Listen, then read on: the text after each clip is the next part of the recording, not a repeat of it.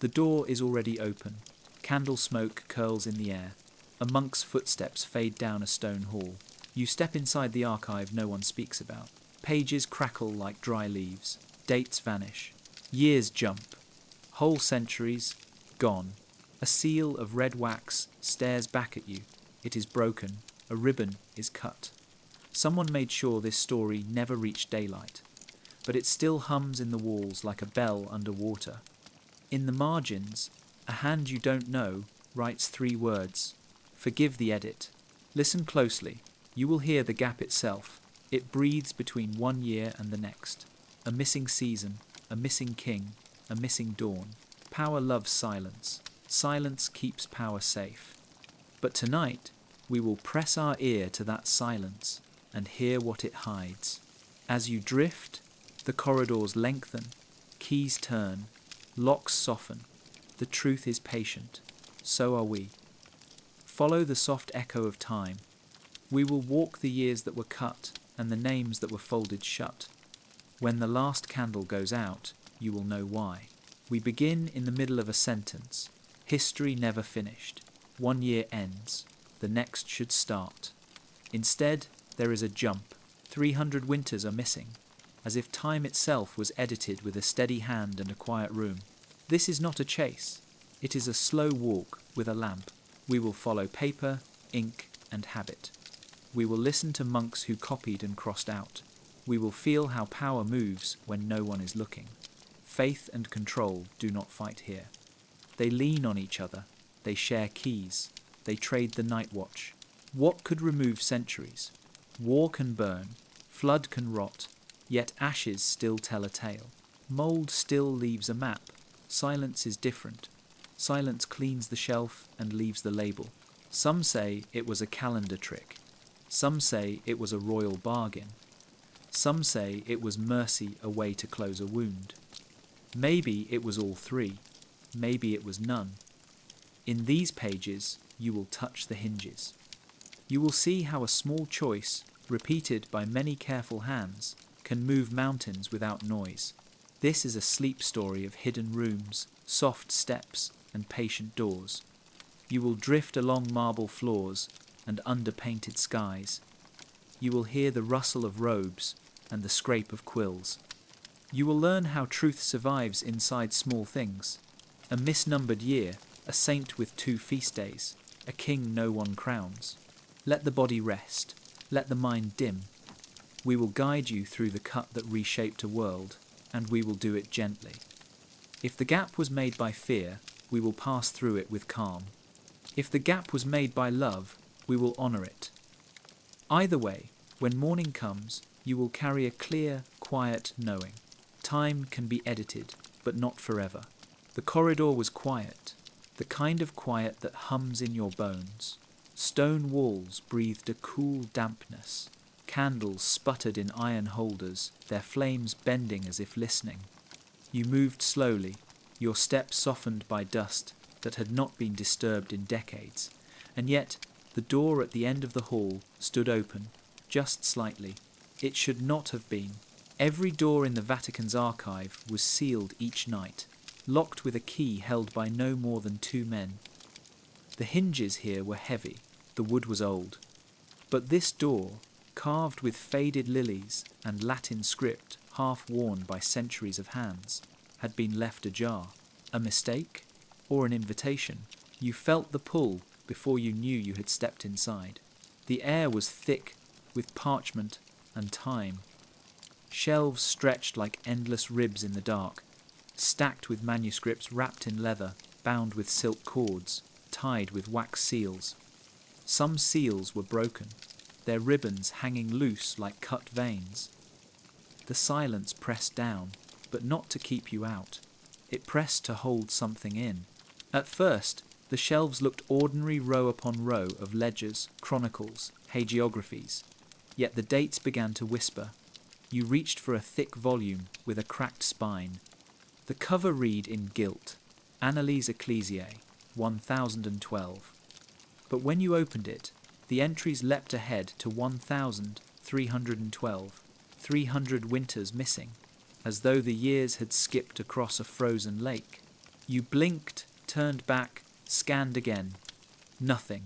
No wars recorded, no famines, no popes crowned, no kings dethroned. Just a clean cut from one century to another, the ink steady, the script unchanged, the hand that wrote as calm as if nothing had been erased. Your heart quickened. The crackle of the parchment sounded louder now, as though the pages themselves wanted to tell you what had been taken away. And in the margin of the final entry, a faint scrawl appeared. 3 words, written sideways, almost hidden under the shadow of the binding. Forgive the edit. Who wrote it? A scribe with a guilty conscience? A rebel hand that risked exposure?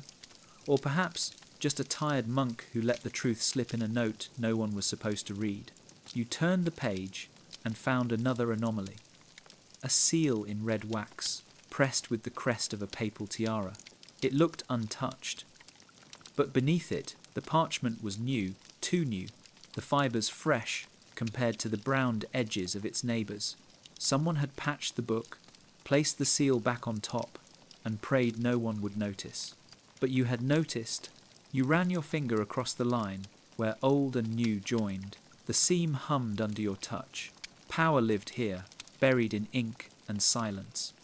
Power loved to cover its trail, not with noise, but with neatness.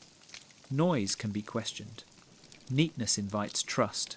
A sudden draft rustled the pages. Somewhere down the corridor, the faint echo of footsteps, slow, patient. They did not hurry, as if the one walking already knew you were here. You closed the book and slipped it back into place. Dust puffed around it, masking the mark your hand had left. You pulled the door gently, leaving it as you had found it ajar, just slightly, enough to make the next seeker pause, enough to make the silence hum again. Outside, the stone floor felt colder. You carried the weight of the missing centuries in your chest, heavier than any chain. Time had been cut, stitched, and sealed. But stitches always leave scars, and tonight you had seen one. Sleep was waiting. Sleep, where the mind loosens its grip and truth slips through cracks. As your breath slowed, you knew you would walk those erased centuries again, not in daylight, but in dreams, where the Vatican's silence could not hold them shut. The morning bell had not yet rung. The city outside the walls was still tangled in mist. Inside, monks were already bent over their work, quills scratching softly like insects in the dark. They did not write stories. They wrote time itself. Centuries ago, before clocks ruled the day and calendars ruled the year, people counted life differently. They counted moons. They counted harvests. They counted the reigns of kings, the lives of saints, the rise and fall of rivers. To say when something happened was to anchor it to memory, not mathematics. It was the winter after the great frost, they would say. Or, it was the summer when St. Julian's bones arrived. These were years made of flesh and weather, not numbers. That was the perfect place to hide a cut. If one harvest was skipped, who could argue? If one saint's feast was moved, who could prove otherwise? Time was fluid, and the Vatican knew it. To guide the faithful, you must guide their sense of when they lived. A shift of weeks could become a shift of decades, and if done carefully, centuries could slide away like sand through an hourglass turned on its side. You walked among shelves filled with these softer records. Calendars marked not with dates, but with saints' names. Notes about when the sun rose red or when the river froze early. Nothing exact. Nothing permanent. Each line a whisper. Each whisper able to bend. One parchment stopped you. A table of saints, neatly arranged. At first glance, nothing odd. But then your eyes caught it 2 feast days for the same saint, 3 months apart. One in spring, one in autumn, both marked with blessings, both treated as holy. The ink the same, the hand identical. A saint doubled, like a shadow cast in 2 places at once. Why? To cover the loss of months, perhaps. To fill a gap where memory might stumble. People trusted saints more than kings, more than coins. If a feast day told them it was time, then it was time. And if 2 feast days stretched to cover an empty span, who would question? You imagined a monk hunched at his desk, dipping his quill in dark ink, copying the names with a slow, practiced hand. He was not lying, not in his mind. He was serving order. To him, time was not truth, but obedience.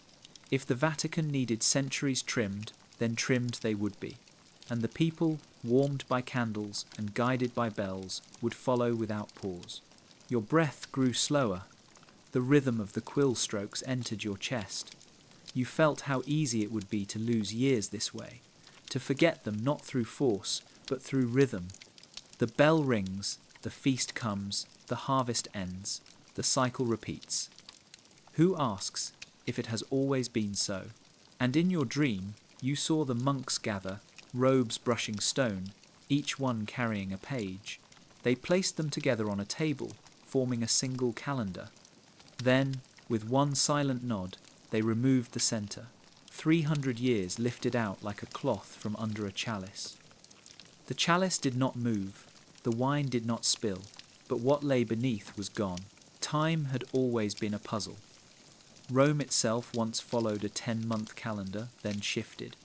Julius Caesar reformed it again, adding days, correcting seasons. Centuries later, Pope Gregory XIII would remove 10 more days to align Easter with the stars. People went to sleep on October 4th and woke on October 15th. Time blinked, life went on. If 10 days could vanish, why not more? You walked through a chamber filled with calendars, charts, tables, columns of numbers and moons. Some carved in stone, some painted on parchment, some scratched into wood. Each tried to fix time in place, and each carried its own error. Leap years lost, moons miscounted, days doubled. Years forgotten. One chart caught your eye. A great wheel of parchment rolled like a scroll, then unfurled across a table. It claimed to track the years from the 10th century onward. But as you followed its spiral, the years leapt ahead in a sudden jump. 911 became 1,211. The spiral continued, smooth and unbroken, as if nothing had happened. No war, no famine. Just one clean blink. Your chest tightened. This was not a mistake. It was too neat, too deliberate. Someone had woven the gap into the design, so perfect it looked natural. Imagine the shock of the people then. They might have noticed days vanish.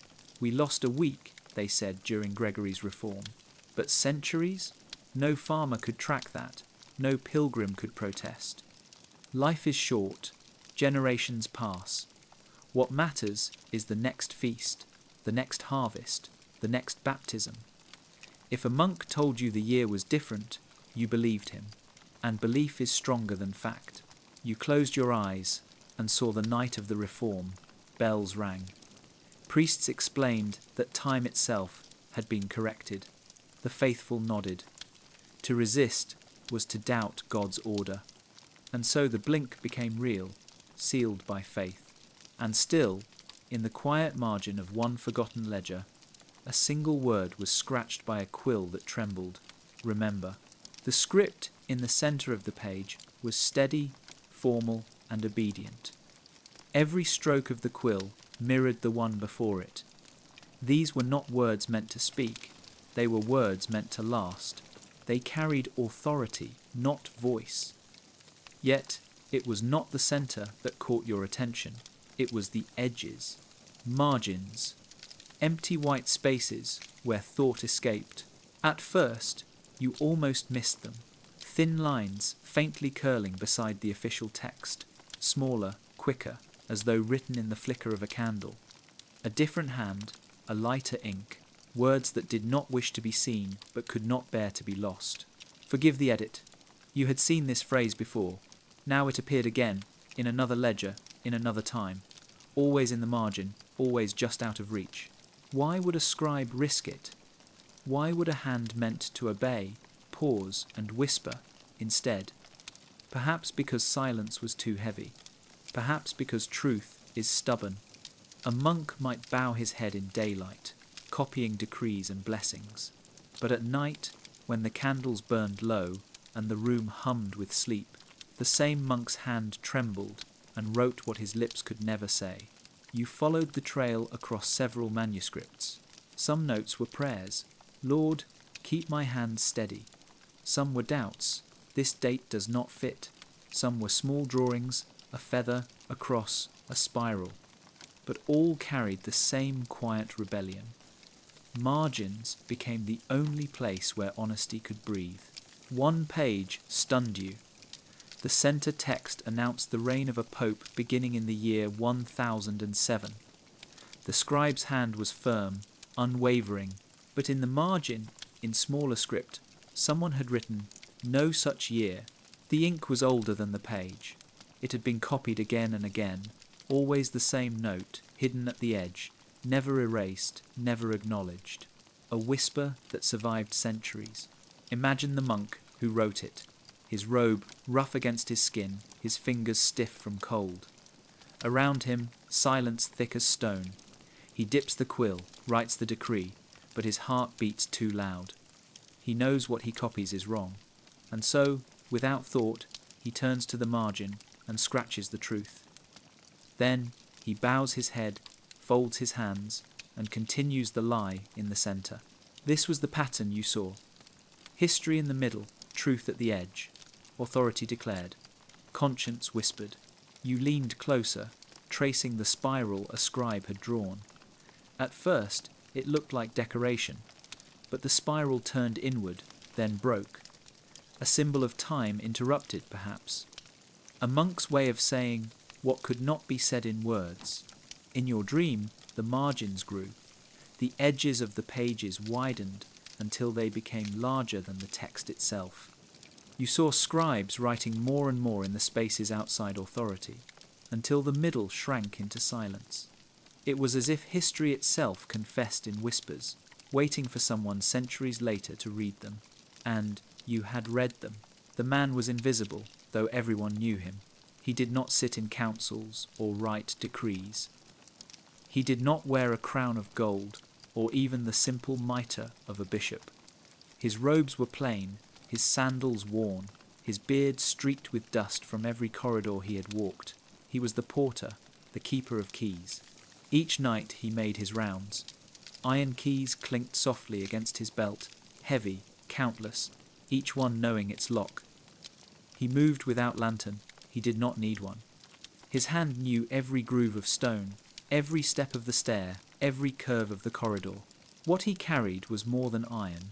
He carried memory. He knew which doors opened too easily, which shelves leaned under weight, which archives smelled of ink too fresh to belong to their supposed century. He knew because he passed them every night, long after councils slept. You followed him in silence, your dream trailing behind his steady walk. He paused at one door, touched the iron handle, and turned the key. The hinges sighed. Inside, the chamber breathed of old wool and parchment. Stacks of scrolls lay tied with ribbons of red and gold. The keeper did not read. He only glanced. Then he locked the door again. At the next chamber, his pause was longer. He ran his hand along the edge of the door. Then he shook his head. "Wrong seal," he murmured. His voice was low, gravel worn smooth by time. He pressed his palm against the wax seal. It cracked under his touch. A patch had been placed there. A newer parchment slipped into the shelf. The keeper nodded, as if to say, "I see you." He did not remove it. He did not report it. That was not his role. His duty was simpler, to know, to remember which door had shifted, which archive no longer matched. His knowledge was not written, not sealed, not decreed. It lived only in his silence. You wondered, did the Vatican know how much he knew? Did they realize that the man who bowed to every priest and monk also held the true map of their secrets in his head? One night, perhaps weary of silence, he left a mark, not in the archives, but in stone. At the base of a stairwell, barely visible, he carved a tiny cross with 3 notches. To most, it was nothing. To him, it meant 300. The years missing. The years locked behind doors, he alone opened. And in your dream, you saw him walking not alone, but with a shadow beside him. The shadow carried no keys, yet every door opened at its approach. The keeper bowed to the shadow. Perhaps it was time itself, moving quietly alongside, letting him watch but never speak. It began with a ledger. A plain book, leather cracked, corners softened by centuries of handling. It belonged to a monastery that kept strict accounts, wheat harvests, donations, repairs to roofs, candles purchased for feast days, nothing unusual, until you turned to a page marked Anno Domini 1147. Neat lines, neat numbers. Then the next page, Anno Domini 1147 again, same year, same ink, as if time itself had looped. At first, you thought it a mistake, but the second, 1147, held different entries, different tithes, different purchases, different events. 2 years living under the same name. 2 seasons both called 1147. You sat with the ledger in your lap, running your hand over the lines. This was no accident. No scribe would dare repeat a year unless told to. Who would argue? Farmers still ploughed, monks still prayed, bells still rang. The name of the year mattered less than the rhythm of days. You imagined the council that ordered it. Men seated in heavy chairs, faces shadowed by torchlight. One says, "To align the feast, we must repeat." Another nods. "Better two than none." A third murmurs, "The people will not notice. They will only live." And so, the decree was made. Time folded over itself. What of the people? Did a widow light her candle twice for the same saint's day? Did a child count his 13th birthday, only to remain 13 again the next year? Did anyone feel the oddness? Or did they trust the monks who told them, "It is 1147, God wills it"? Your breath slowed as you pictured it. A whole village living in a loop, grain harvested again, debts renewed, lives stretched thin. A man might boast of surviving 2 winters of 1147, though he did not know why. A child might wonder why the sky felt the same, why dreams repeated. You traced the ink again. At the bottom of the second 1147, a faint blot of darker ink formed 3 letters, et iterum, Latin for and again. The scribe confessed in 2 words what the decree concealed. In your dream, you saw the year repeat endlessly, folding like cloth, stretched until the thread wore thin, and then it tore, behind the tear, silence. A silence the Vatican filled with its own hand, stitching centuries together with smooth precision. But you had seen the seam, you had read the words, and again, the year that came twice was not alone. It was part of the greater cut, the greater blink, and now you carried its weight. The bells rang twice that year, once in spring, once in autumn. Both times, the monks told the people it was the feast of St. Cassian. Both times, candles were lit. Both times, hymns rose into the night. To the faithful, it was a blessing, 2 chances to honour their saint, 2 holy days to break the rhythm of labour. To the monks, it was a correction, quiet, precise, almost invisible. You found the record in a narrow book bound with faded green cloth. On one page, a neat entry declared the feast in March. 3 months later, another entry claimed the same feast again. No explanation, no correction, just certainty, written twice. Why would the Church do this? Why split one holy day into 2? Because saints, unlike kings, could be moved without resistance. Their days were not tied to battle or crown. They were tied to faith, to memory, to devotion. And devotion bends more easily than history. The monks used saints like stones across a river. If years were missing, if months had slipped away, the feast days could stretch to cover the gap. The people trusted the bell. If it rang for Cassian, then it was Cassian's day, whether once or twice, whether spring or autumn. But some noticed. In a letter tucked between pages, you found the voice of a merchant. Why do we honour Cassian twice? Has he died again? Has he been reborn? His question was never answered. The letter was folded, sealed, never sent. Perhaps he feared his doubt more than his curiosity. You closed your eyes and imagined the villagers. Women carrying baskets of bread, men lighting candles, children holding small crosses. They laughed, they prayed, they feasted. Then, months later, they did it again, as if time had repeated itself. No one resisted. It was easier to accept 2 feasts than to question why, and yet, in the margin of the second entry, faint words appeared. One for the missing. Was it a note of sorrow? A confession that the second feast covered a hole in the calendar? Or a reminder to those who knew the missing years were not forgotten, only disguised? The saints did not complain. Their names bore the weight of centuries. They were patient, but the ink told the truth. 2 feasts meant 1 gap. As sleep pulled you deeper, you saw a hall filled with saints, their painted faces glowing faintly in candlelight. Some smiled twice, others not at all. They knew their names had been used to hide silence. And they did not mind. Saints were not jealous of time. They had eternity. It was only the living who had lost it. The ink was supposed to fade. Centuries turned black into brown, sharp lines into smudges, dust and damp softened edges until words became ghosts. But here, on 1 page, the ink stood dark, unyielding, as if it had been written yesterday. You bent closer. The date at the top read, Year of our Lord 1124. But the colour, the texture, the boldness of the letters told another story. This was no 12th century ink. It was newer, stronger, made with mixtures unknown to that time. Someone had written over the past.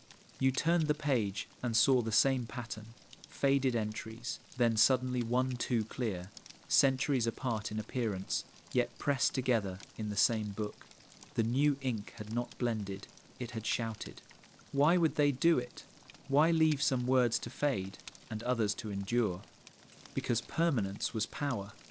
If a decree, a name, a date needed to survive unchallenged, it was written again, darker, firmer, and in doing so, the truth beneath it was buried.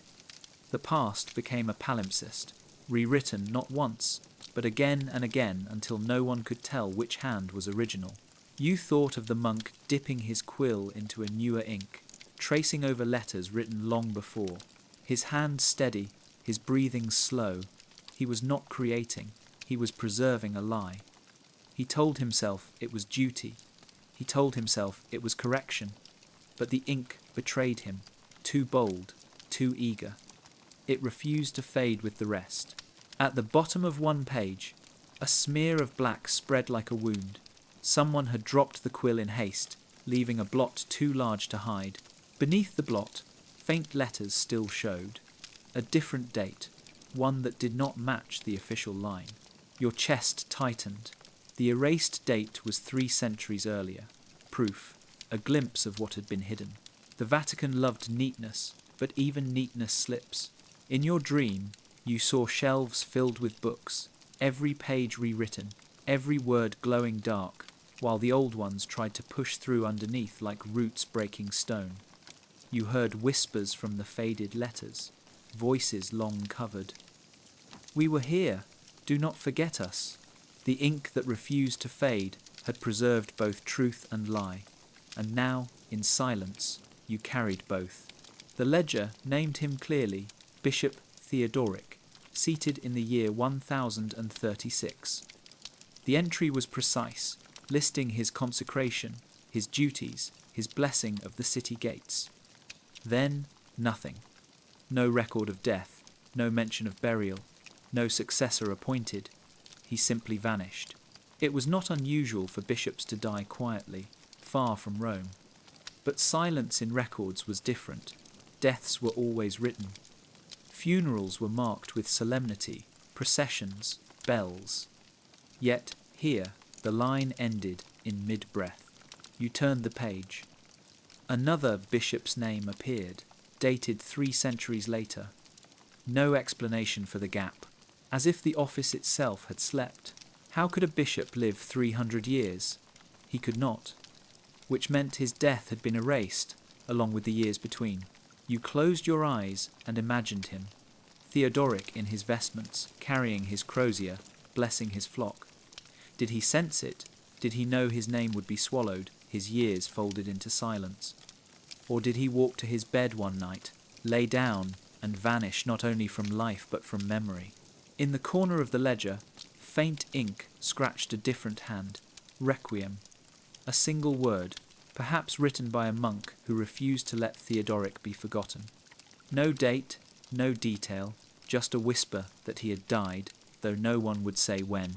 Villagers, too, remembered. In a faded local chronicle, a note appeared. Our bishop no longer comes. We wait. They waited, but no successor came. Life went on. Harvests rose and fell. Children were baptized by priests, marriages blessed by friars. The absence stretched until finally a new bishop's name was announced centuries later, as if nothing had been missing. A bishop without a funeral, a church without a shepherd, a flock that accepted silence as part of faith. In your dream, you saw him still walking the corridors, crozier in hand, searching for his missing funeral. He knocked on doors that did not open. He rang bells that did not sound. He wandered the erased centuries, neither dead nor alive, suspended in the Vatican's silence. And perhaps he still wanders. The chamber was narrow, windowless, built deep inside the stone. Torches lined the walls, smoke staining the ceiling black. Around a heavy table sat 12 men in robes. Their faces flickered in the firelight, their eyes turned down to parchment. There were no minutes recorded. No scribe sat in the corner, quill ready. These councils were not meant for history. They were meant for silence. One man spoke, his voice steady. The years do not align. He pushed a parchment forward. Its numbers marched in neat rows, but the rows ended too soon. Another man leaned closer, adjusted the candle. We cannot leave the gap. It will be seen. A third, older, closed his eyes. Then we must fold the gap. Stretch what can be stretched. Saints, feasts, rains, people will not ask. Their voices rose and fell like tides. Never anger, never laughter, just low rhythm. A chant of decisions that would echo through centuries without echoing at all. Outside the chamber, monks copied books, farmers tended fields, bells tolled. Inside, the council erased time with the press of a hand. One suggested doubling a year. Another recommended repeating a saint's feast. Another spoke of rewriting births and deaths of kings so that succession looked seamless.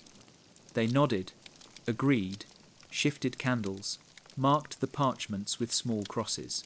Nothing dramatic, nothing loud, just quiet edits passed from hand to hand. At the end, a single man gathered the parchments, rolled them tightly, and pressed a seal. The wax hissed as it cooled. A papal crest gleamed in the dim torchlight. The council rose. Their chairs scraped stone. Each man left without a word. No decree would be announced. No proclamation read aloud.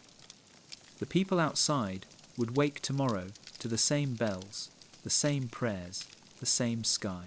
Only time itself would have changed, adjusted like a curtain pulled across a window. You followed in your dream as the last man lingered. He stood alone in the chamber, one hand on the sealed roll. He whispered softly, almost too faint to hear, "Forgive us." Then he blew out the candles. The room fell dark. Centuries later, you felt the darkness in the pages. When you turned them, the silence pressed like weight. These were not gaps by accident.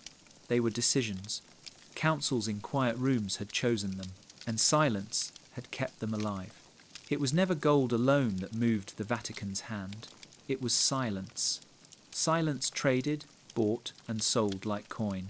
In a faded ledger of agreements, you found a strange entry. It recorded a gift of land from a king to the Holy See. But no reason was given, no war won, no treaty signed. Just land offered, silence kept. On the opposite page, a note appeared in smaller script. In return, the matter is forgotten. Forgotten, not forgiven, not absolved, forgotten. You began to see the pattern. A crown under threat, a scandal poised to erupt, a war about to break. Silence could buy time, and time could erase the wound. The Vatican's gift was not forgiveness, it was editing. A king could lose battles, yet keep his throne if years were folded away. A noble house could survive scandal if time itself jumped forward past the shame. In exchange, land was given, coin was sent, loyalty pledged, silence for power, power for silence. One story returned again and again. A royal family whose heir was declared illegitimate. Whispers spread. The line trembled. Yet, in the records, the child's birth was moved to another year, a year that no longer existed. The problem dissolved into air, the child inherited. The throne stood. And in gratitude, the Vatican received wealth that built cloisters, carved altars, lit candles for centuries. But silence always has a cost. In the countryside, peasants kept their own records, harvests, floods, or births. When their memories did not align with official years, they were told their counting was wrong. Their almanacs were mocked, their calendars ignored. Slowly, doubt wore them down. They stopped asking. They let silence be traded over their heads, like clouds passing over fields. You turned another page. A merchant had written, "We pay twice, but they say once. I do not understand." His ink smeared the note unfinished. He too had bought silence without knowing. In your dream, silence itself appeared before you. A hooded figure, its cloak heavy, its face hidden. It opened its hand, and you saw both coin and key. You reached, but the figure closed its palm. Silence is never given freely. It is always bought, and history had paid the price. Beneath the grand halls of the Vatican Library lies another world. Few speak of it. Fewer enter. The stairs curve down into cold air, the walls dripping with damp. At the bottom waits a hall without windows, lit only by lamps that smoke and hiss. This was the library below the library. Here, duplicates were kept. At least, that was the word used. Copies, they said. Safekeeping, they said. But when you touched the books, you felt their difference. The so-called duplicates did not match the originals above. You opened one. Its cover bore the same title, the same crest, but inside the dates were shifted. A coronation in 987 became one in 1287. A famine moved from one century to another. The story was the same, but the time was not. You compared page to page. The handwriting was flawless. The ink matched, yet the truth trembled between them. Above, history as the people were told. Below, history as it had been altered. Why keep both? Perhaps for safety, perhaps for memory, perhaps because even those who erase cannot bear to lose completely. The monks who worked here whispered to each other, "Keep one copy true." And so, hidden under stone, the echoes of real time slept. You walked deeper, shelves stretching endless. Some books were bound in black, their titles erased. Others were wrapped in cloth, sealed with cords. At the far end, a locked cabinet stood. Its iron grate was rusted, but strong. Through the bars, you glimpsed a book thicker than all others. Its spine cracked, its edges glowing faintly in the lamplight. On its cover, one word, Chronica. Inside, you imagined, lay the erased years, not gone, not destroyed, but buried, safe from eyes, safe from voices, safe until someone dared to descend and look. In your dream, you pushed the door open. The lock gave way. The book breathed like a living thing. Its pages turned themselves, fluttering as if eager. Dates poured out like water breaking a dam. Years flooded the hall, filling it with time long denied. The lamps flickered, the shelves trembled, the air grew warm. You reached to steady yourself, and in that moment you knew. The truth had never been destroyed. It had only been hidden, and hidden truths wait. It began with a farmer's chronicle, not a monk's ledger or a king's decree, but the rough, honest book of a man who counted time by frost and harvest. His handwriting was uneven, his words simple. Yet his truth rang louder than the polished Latin of the cloisters. On one page he described a terrible winter, snow that would not end, cattle starved, grain spoiled, children buried. His grief stained the ink itself. Then, abruptly, the next entry leapt forward 3 years. He wrote of a good harvest, of warm sun, of apples heavy on the trees.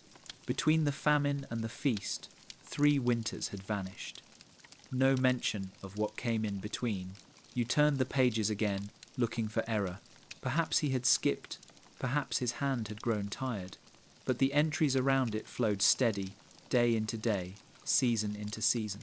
Only those 3 years were missing, as if a hand had lifted them out. You searched other village records. Some had the same silence. A parish register skipped baptisms for 3 years. A monastery's cellar book counted wine casks, then jumped ahead. Everywhere you looked, the gap appeared, always smoothed, always explained as if nothing was lost. But memory cannot be erased so cleanly. Old songs carried whispers. You found a ballad sung in the hills, its verses strange. 3 winters gone, we slept, we woke. The fire was cold, the dawn was broke. The people had known. They had not written it, but they had sung it. Imagine those winters. Perhaps wars raged, or plagues spread, or kings fell. Perhaps truths too heavy for the faithful were hidden under silence. Perhaps nothing at all, just the decision of councils, the stroke of a quill. Yet for the villagers, the absence was real. Their children grew, their fields lay fallow, and no record honoured it. In your dream, you saw the winters themselves. Snow fell thick, then stopped mid-air. Fires burned in hearths, then froze in place. The seasons waited, suspended. You walked through them, your footsteps leaving no mark. 3 winters without time, 3 winters erased, yet still breathing under the skin of history. You closed the book with a shiver. The silence was too deliberate. Time had been carved away, not lost, and the people who had lived it, farmers, children, mothers, were still whispering their truth through the cracks. He was not famous. His name appears in no grand chronicle. But in a small cell, a monk sat by candlelight, counting moons. While others measured years by feast days and decrees, he looked to the sky. The moon did not lie. It waxed and waned with steady rhythm, unbent by kings or councils. In a fragile notebook, his marks filled the page, circles for full moons, crescents for waning, dots for new. He counted carefully, whispering prayers with each mark. Over time, he built a record not of politics, but of the sky itself. And his record did not match the official years. According to him, more moons had passed than the church acknowledged. His tally stretched farther, showing seasons the chronicles had skipped. Where councils had folded centuries, his moons remained. They betrayed the edit. Imagine his fear. To question the calendar was to question authority itself. Yet he could not ignore what his eyes saw. Night after night he looked upward. Clouds might hide the stars, but the moon always returned, steady, certain. And each time it did, he marked it, even when the official record said no such moon had existed. One entry chilled you. In small script he wrote, "They tell me it is the year of our Lord 1101, but the moons tell me it is more." He did not argue aloud. He did not rebel. He simply counted, quietly, faithfully. His moons became his truth. Centuries later, his notebook survived only by chance, buried in the corner of a forgotten archive. Perhaps another monk had hidden it, unwilling to burn but too afraid to display. When you held it, the pages trembled, as though the moons themselves still pulsed. In your dream, you saw him at his desk, face lit pale by moonlight through a narrow slit window. He marked his circles patiently, while behind him a council declared the official year. He did not resist. He only smiled faintly, knowing that the sky would remember even when men forgot. And so it was. The moon kept count when the Vatican did not, and through his humble notebook, the erased years glowed faintly, silver in the dark. Maps were sacred things. They showed not just rivers and mountains, but power. Borders were drawn with ink, and ink held armies in place. To change a map was to change a kingdom. You found one rolled tightly, its edges frayed. When you spread it across the table, you noticed first the artistry delicate rivers, careful hills, towns marked with small towers. But then you saw it. The compass rose at the corner had no north. The arrow pointed nowhere. Without north, the map floated. Borders shifted strangely. Towns appeared farther than they should. Rivers bent at odd angles. It was not error, it was choice. A map without north could be bent to fit any story, and that is what had been done. Comparing it with another, you saw lands moved centuries apart. A valley granted to one noble in the 10th century appeared in the 13th on this map. A border war that should have been recorded vanished, smoothed into silence. Ownership had been rewritten, not through battle, but through ink. Imagine a council presenting this map to a king. They unroll it, point with calm hands, and say, "This land has always been yours." The king nods, the people obey. No war needed, no blood spilled, only a compass turned away from truth. One note at the margin caught your eye, adjusted for peace. Peace was always the word. Peace to cover silence, peace to excuse the loss of centuries. Yet peace can also wound. For villagers on those lands, the change meant confusion. One day they belonged to one lord, the next to another. Their taxes doubled, their names shifted, their history erased. They lived in the same valley, ploughed the same soil, yet their past had been stolen. In your dream, you walked across the map itself.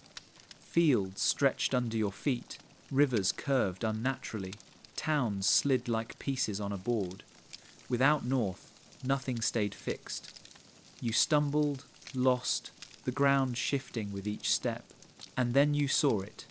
In the sky above the map, the stars still pointed north. The stars were constant. The earth below was bent, but the heavens refused.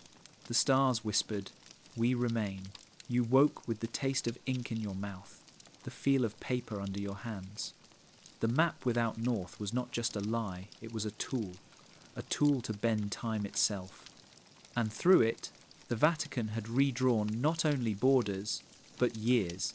He had walked for months, sandals worn thin, staff carved with marks of every mile. His name has been lost, but his story lingers in scraps of parchment and in the whispers of inns along the road. The pilgrim claimed to have witnessed a coronation. He swore he had seen a king crowned beneath banners, had heard choirs thunder through the square, had touched holy water as bells shook the sky.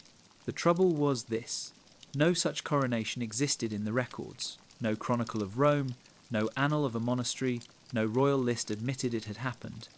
The king he named ruled only in his memory. You found his words in a thin book of testimonies, collected by monks. They had recorded the pilgrim as part of their duty listening to travellers, writing down their visions, their miracles, their sins. The entry was brief, but stubborn. He says he saw the crown placed in the year of our Lord 1093. Yet our books know no such thing. The monks left the line to stand alone, as if they themselves could not decide whether to erase it or let it breathe. Why would the pilgrim invent it? He had no throne to gain, no coin to earn. He was a man of dust and devotion. Perhaps he misremembered, perhaps he dreamed. But his staff, carved with symbols, carried a mark of that year. His memory was etched into wood as well as flesh. The silence grew heavier the more you thought of it. If one coronation could be denied, how many others had been erased? How many kings, how many rulers, cut out not with swords, but with quills? In your dream, you walked beside him. His beard was ragged, his shoulders burned from sun, but his eyes held fire. He pointed to a city square, alive with banners. You saw the crown descend upon a king's head, felt the swell of voices, smelled incense rising. Then, in the blink of an eye, the scene vanished. The square emptied, the banners fell, the crown dissolved into air, the pilgrim clutched your arm. "I saw it," he whispered. "I was there. Do not let them say I was not." When you woke, the memory lingered, a man's entire truth erased by ink, yet the pilgrim's tale lived, stubborn as stone, not in official ledgers, not in gilded books, but in the heart of one who walked and refused to forget. Pentecost came once each year. Tongues of flame, voices raised, the Spirit moving like wind through the world. But one year, it came twice. The parish records baffled you. On one page, the feast was celebrated in June. The next, in August, the same feast again. Processions marched twice. Hymns echoed twice. The Spirit poured down twice. Why?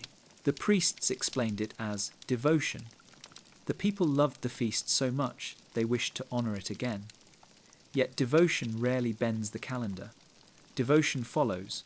Only councils bend. You turned more pages. The double feast appeared again, not just in one town, but across villages. Sometimes 3 months apart, sometimes 5. Always Pentecost, always repeated.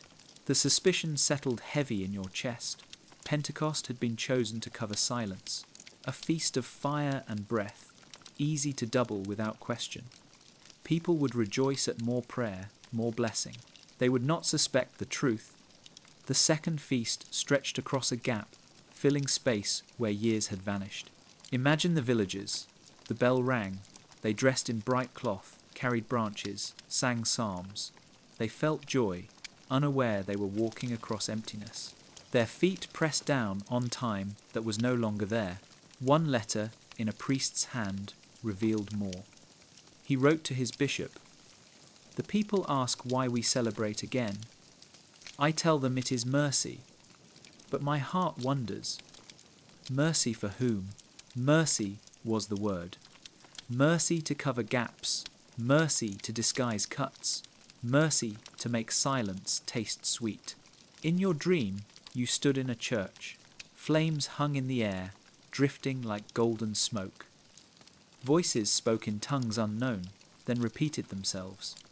The feast doubled, the hymn looped, the Spirit circled twice. The air grew heavy, as though time itself had been folded, pressing against your chest. And then, in the echo of the hymn, you heard a quieter sound. Not mercy, not devotion. Just the faint scrape of quills, men in another room, writing time over again. The second Pentecost was not miracle, not error. It was cover, a mask of joy laid gently over centuries of silence. The Vatican itself is a labyrinth. Corridors bend, staircases twist, doors lead to walls. But what unsettled you most were the rooms that moved. Architectural plans told one story, stone told another. You traced maps drawn centuries apart and saw the shifts. A chamber marked here one year, gone the next. A wall straightened where once it curved. A door bricked over, then reopened. The building itself had been rewritten. At first, you thought it was simple renovation.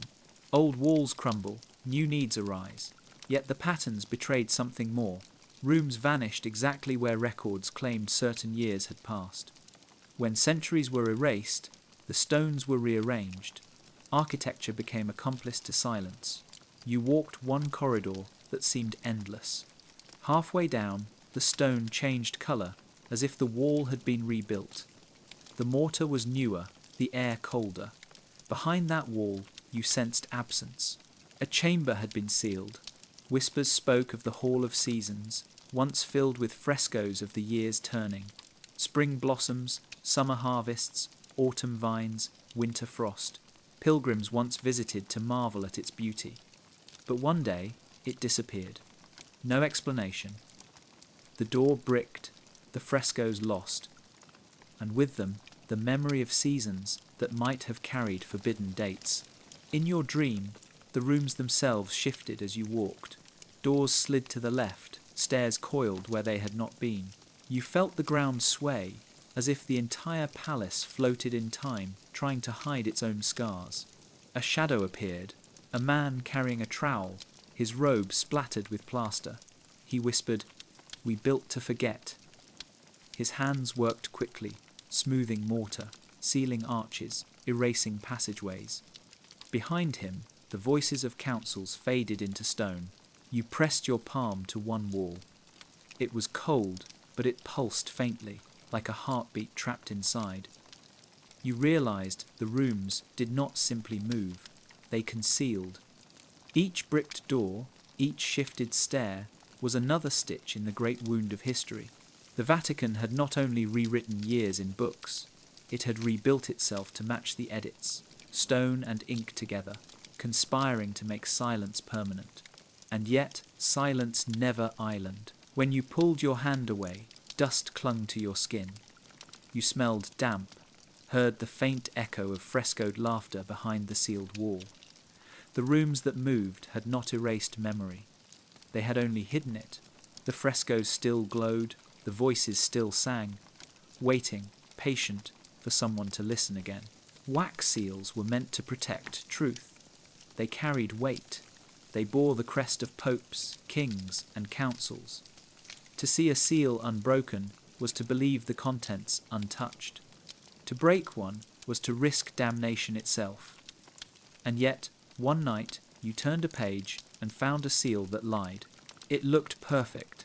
Red wax, thick and glossy, pressed deep with a papal tiara. The ribbon beneath was tucked neatly, the parchment folded square. No crack showed, no edge lifted. But the paper it guarded was wrong. The parchment was too new. The fibres had not browned with age. Its surface was smooth, its ink black instead of faded brown. Someone had slipped a newer page beneath an older seal. They had patched the book, carefully replacing what had once been there. The lie was not loud, it was silent, silent enough to pass for truth. You held it up to the light. The wax glowed faintly, showing faint bubbles trapped inside. Not 12th century wax, but something later, poured with the steady hand of a scribe who knew no one would dare to look. Because who questions a seal? Who doubts a crest? The very symbol of authority had become a mask for deception. Imagine the monk at his desk, the chamber dark, the candle guttering. He places a new page carefully inside, aligning the folds, pressing the wax while it is still warm. His hands do not shake. He breathes slowly, whispers a prayer not for forgiveness but for steadiness. He tells himself this is order, not sin. He tells himself no one will ever know, but one always knows. In the margin of another volume, you found a faint line. The seal is not the page. Perhaps the same monk, leaving himself a hidden confession. Perhaps another who discovered the trick, but lacked the power to stop it. The note survived, fragile but stubborn, like a single weed breaking through stone. Your dream carried you into the chamber as the wax cooled. The monk's face was lined with shadow. He pressed the crest deep into the soft red, held it until it hardened, then blew out the candle. In the dark, you heard him whisper, "May the lie hold." The lie did hold. For centuries, kings ruled by false dates. Wars were remembered in years that never existed. The people lived within a silence sealed by wax. And yet, here you were, holding the book open, seeing through the lie. The seal that lied was not stronger than time. It was only stronger than fear. Once fear broke, the truth bled through. Numbers do not weep. They do not sing. They do not pray. Yet when you opened the ledger of tithes, you felt as though they had. Rows upon rows of figures filled the page coins collected, candles purchased, wheat counted. Each year was carefully marked, each sum added, each column aligned. Yet the rhythm broke. A jump appeared. Where there should have been a smooth flow of years, the numbers leapt. A tithe doubled with no cause. A debt vanished overnight. And then, 3 centuries later, the sums began again, as though nothing had happened. At first, you thought it was error.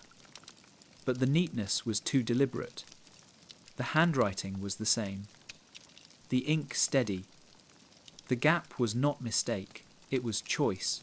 You followed the pattern. In years that should not exist, numbers swelled, as if more wealth had been gathered than time could explain. It was as though silence itself had been taxed. The missing centuries had been filled not with memory, but with coin. And then, in the corner of one page, you saw it, a short prayer, written small, as though meant for no eyes but God's. Lord, balance my account. The monk who wrote it had added sums all his life, recording wealth that did not match reality. His conscience pressed against the columns. He prayed not for the souls of men, but for numbers, for truth in the face of arithmetic lies. You imagined him bent over the ledger, his quill sharp, his brow furrowed. Day after day, he copied sums, stretching them across missing years. He never spoke, never refused. But each night he whispered his prayer. Lord, balance my account. Your dream placed you in his chamber. Candles burned low, casting shadows across columns of numbers. You heard the scratching of his quill, the slow exhale of his breath. He paused, looked up at the crucifix above his desk, and whispered again. His voice cracked. He knew he was recording silence, not truth. The ledger did not lie in figures, it lied in years. And yet the figures betrayed it, swelling where they should not, shrinking where time had been cut. The numbers themselves prayed. They longed to be balanced, to be true again. When you closed the book, you felt the weight of coins that no longer existed, tithes gathered in years that had never been. The accountant's prayer echoed softly, balance must return. Silence cannot stay profitable forever. Art tells truths, ink cannot. Frescoes hold stars, paintings keep skies, and one night you stared up at a ceiling and saw the universe betray the edits of men. It was a fresco, cracked with age, its blues faded, its stars still bright. The scene showed a procession under heaven. Priests carried torches, peasants bowed, angels hovered, but above them stretched a sky painted with a comet. Its tail blazed across the firmament, unmistakable, undeniable. You checked the records. Astronomers had marked that comet in the year 912, yet the fresco was dated 3 centuries later. If the painting was true, the year was false. If the year was true, the sky was false. One must give way, but stars do not give way. They move in cycles, no council can command. The comet had passed when it passed. The heavens refused to bend. So the fresco became a wound in the silence. A painter, perhaps unknowingly, had preserved truth in pigment. He had copied what he saw, not what he was told. His brush obeyed the sky, not the ledger. You imagined him standing on scaffolding, brush in hand, head tilted back. Perhaps he was told the year was 1212. Yet when the comet blazed, he painted it. He could not resist. His eyes had seen. His hand had remembered, and so the fresco betrayed the Vatican's silence. In your dream, the comet itself burned above you, tearing through centuries. It illuminated fields, towers, rivers. It left a trail that no ink could erase. People gasped, pointed, prayed. And the council, far away in stone chambers, pressed quills harder, trying to cover what the sky had written in fire. But the sky does not forget. When you woke, you felt the weight of stars pressing down. The silence of centuries was vast, but the heavens were vaster still. Councils could bend years, but not the sky. The painter's comet still glowed, faint but unyielding, a streak of truth across centuries of lies. Her name is lost, but her hand remains. A convent far from Rome kept not only prayers but plants. Each sister tended herbs, roots, and flowers, keeping them in neat rows of soil behind stone walls. They healed the sick, soothed the weary, and brewed teas for those who could not sleep. Their knowledge was older than decrees, older than papal bulls. It was knowledge of the earth itself. In a narrow book bound in leather, one sister kept a ledger of these plants, not in Latin polished for councils, but in simple script, each entry marked with the moon that watched over its growth. She noted when lavender bloomed, when sage could be cut, when roots turned bitter. She recorded frost that came too early, rains that came too late, and her ledger betrayed the silence. As you turned its pages, you saw moons that did not fit the official years. She counted winters when the church said none existed. She recorded harvests of thyme and rosemary in seasons that had been erased. Her plants grew anyway, ignorant of councils. The earth itself remembered the lost years, and her hand preserved them. One entry struck deep. This year, the apple blossoms opened early. They say it is the year of our Lord 1032, but my count of winters tells me otherwise. She wrote, without fear, without argument. She wrote because truth grew in her garden, and truth could not be denied. Imagine her kneeling in soil, her veil brushing leaves, her hands dark with earth. She knew the official calendar, of course. Bells tolled, feasts came, Lent and Advent passed. But when she pressed seed into soil, she trusted the ground. The ground told her how many winters had passed, and the ground did not lie. Your dream carried you into her garden. Moonlight bathed the rows of herbs, silvering each leaf. She walked barefoot, whispering prayers, touching stems as though they were rosary beads. Behind her, the stone convent loomed, its bells silent. Around her, the earth pulsed, alive, holding the memory of centuries erased from parchment but never from soil. You understood then. No council could erase what grew. No decree could undo the cycle of seasons. The silence of men could not smother the voice of earth. And through the sister's careful ledger, that voice still spoke. In a drawer lined with dust and moth-eaten cloth, you found it, a letter never sent. Its seal unpressed, its edges curled, its ink faded. The handwriting was careful, slow, as though weighed with fear. It was addressed to a prince. Its opening words, "Your Highness, consent is required for the alignment." The alignment, that was the word. Not correction, not reform. Alignment, a soft word, chosen to soothe. Yet its meaning was sharp. Years were being moved, shifted, aligned not with stars or moons, but with power. The letter pleaded, "In this adjustment, your throne will remain steady. The kingdom will be remembered as unbroken. In return, silence is needed. Land will be granted to the sea." And then it ended abruptly, the final line scratched but incomplete. For peace, not profit. The words trembled.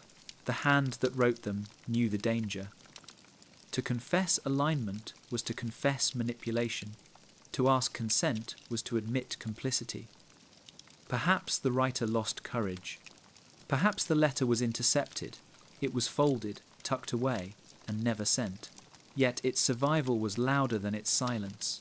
You imagined the prince, young, uncertain, his crown still heavy on his head. If he received the letter, would he have agreed? Would he have allowed centuries to vanish in exchange for a stable throne? Or did he never see it, never know the bargain made in his name? In your dream, the letter unfolded itself in mid-air. Words glowed, letters re-inked, the plea made clear: erase years, preserve power. Consent written, but never delivered. The room around you filled with voices, councils debating, scribes scratching, kings whispering. Above them all, one quiet phrase repeated, "For peace, not profit." But you felt the weight of coin in those words. Peace was always the mask. Profit was always the hand beneath. You closed the letter carefully. Its seal was still unbroken. Silence had kept it hidden for centuries. Yet by reading it, you had broken that silence. The letter had finally been sent not to the prince, but to you. There was a city that disappeared, not in maps, not in walls, but in time. Its chronicles skipped, its bells silenced, its streets left blank for years that should have been filled. You discovered the trace in a town registry. For decades, baptisms, marriages, and deaths were listed neatly. Then, abruptly, silence. A gap of seasons, marked only by one line: the city was at rest. 3 words, standing where hundreds of lives should have been. At rest. Not destroyed, not empty. At rest. The story whispered through taverns long after. People said a curfew had been imposed, lasting not days, but years. The gates closed at nightfall, candles burned low. The people stayed indoors. Priests told them it was for safety, for piety, for order. But no one explained why time itself seemed to pause. Imagine the streets, houses shuttered, markets quiet, festivals cancelled, no feasts, no fairs, no processions. Silence spread like fog, pressing on doors, pressing on lungs. Children grew, but their years went unrecorded. Lovers wed, but their vows were written nowhere. The city lived, but history slept. When the gap ended, the registry resumed as though nothing had happened. The next entry listed a birth, the next a marriage, the next a tax paid, no mention of the years in between. The silence had done its work. The city's life had been erased. Your dream carried you into its streets. You walked between houses with closed shutters. You heard whispers behind doors, saw flickers of candlelight through cracks. People were alive, but hushed, their footsteps muted, their songs swallowed. The city itself seemed to hold its breath. At the edge of the square, a great bell stood. Its tongue was tied with rope. A sign hung upon it: for peace, always for peace, always for silence. And then, in the dream, a child ran into the square, untied the rope, and struck the bell. Its sound thundered, rolling through empty streets. Doors opened, windows flung wide. People stepped out, blinking, crying, shouting. The city awoke. You woke with tears on your face. The city had been real. Its silence had been forced. Its people had lived in erased years. Yet they had endured. And through whispers, songs, and untied bells, they still told their truth. In every city, towers rise to mark time. Bells ring, shadows fall, hours pass. But there was one tower that refused its own reflection. The chronicles described it, the drawings sketched it, yet the years it stood were nowhere in the records. You found it in a brittle travelogue written by a merchant who wandered across kingdoms. His ink was hurried, his words plain. He described markets, inns, and bridges. Then, almost as an afterthought, he wrote, "We stopped beneath the high tower. Its bell struck noon, yet none knew when it had been built. The strange note caught you. You searched maps, no tower appeared. You searched church annals, no dedication was recorded. And yet, again and again, stray mentions surfaced. A tower in letters, a tower in poems, a tower in songs. Always without a year, always without a shadow. Perhaps it had been built in the erased centuries. Perhaps its foundation stood in the gap councils had carved away. And because the years themselves were erased, the tower had no shadow in time. You imagined it rising over cobbled streets, stone pale in sunlight, bells echoing through empty records. People walked past, heads bowed. They lived in its presence, yet never saw its absence. To them, it was simply there, but to history, it was invisible. Your dream took you beneath it. The tower loomed, higher than memory, bells heavy with silence. You reached out to touch its stone. It felt cool, but when you turned, no shadow stretched behind you. The sun blazed overhead, yet the tower cast nothing. Time itself refused to anchor it. Then you heard the bell toll, not once, but 3 times. Each strike echoed through centuries, filling the silence councils had tried to hold. With each peal, you saw years spill back into place, faces, harvests, lives returning like ghosts re-inhabiting flesh. The tower that cast no shadow had carried those years all along, not in ink, not in seals, but in sound. Each strike was a pulse of truth that no erasure could bury. You woke with the toll still in your ears, heavy and deep. The tower without a shadow had been real, though history denied it. And in its silence, it had carried centuries of memory waiting to be heard. Not every record was hidden, some were burned. You found mention of it in a scribe's confession, a small note folded in the back of a psalter. We burned the book.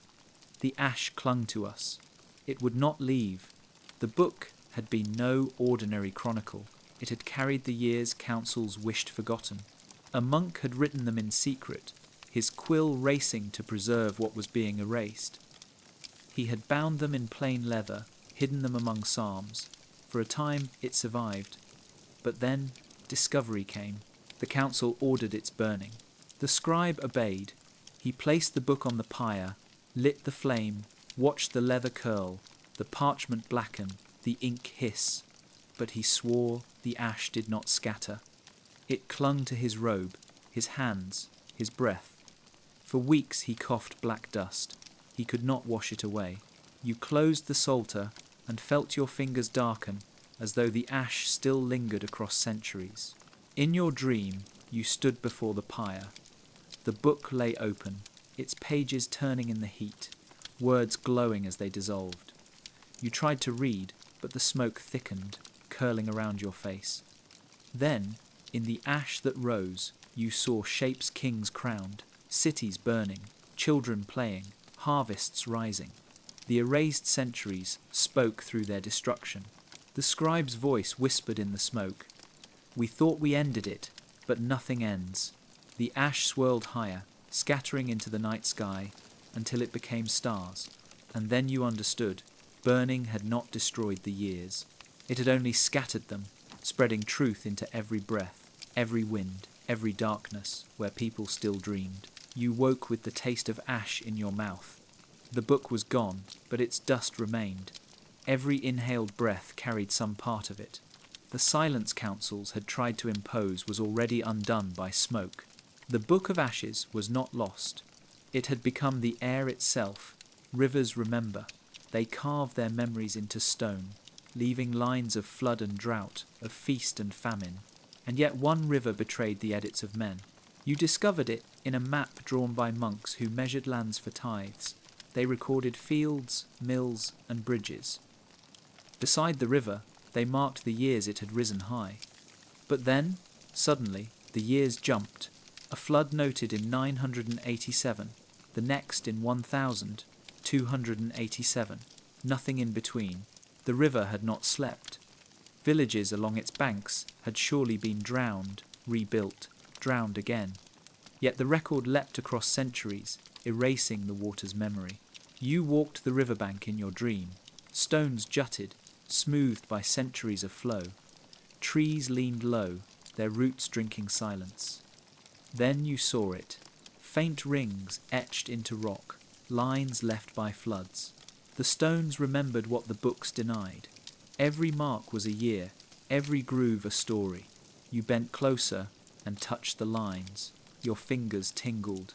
Images surged, villagers hauling boats, mothers carrying children, monks stacking sandbags against the torrent. You felt the cold water rise to your chest, heard bells toll above the rushing. Centuries of floods, erased on parchment, surged around you. At the far bend, you saw a bridge. Its stones were older than their supposed date. The moss covering them carried centuries councils had erased. The bridge stood, stubborn, proof of years that ink refused. And then you noticed something else, a carving hidden beneath the arch, words worn by water, but still visible. The river knows. It was no idle phrase. It was confession.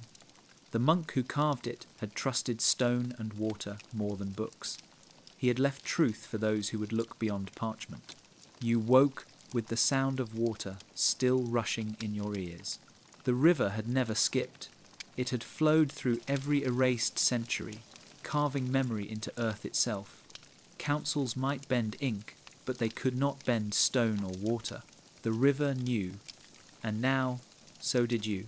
In a chamber lined with tapestries, among relics and chalices, there stood a clock. Heavy, brass, its gears turning with slow dignity, yet its face bore no hands.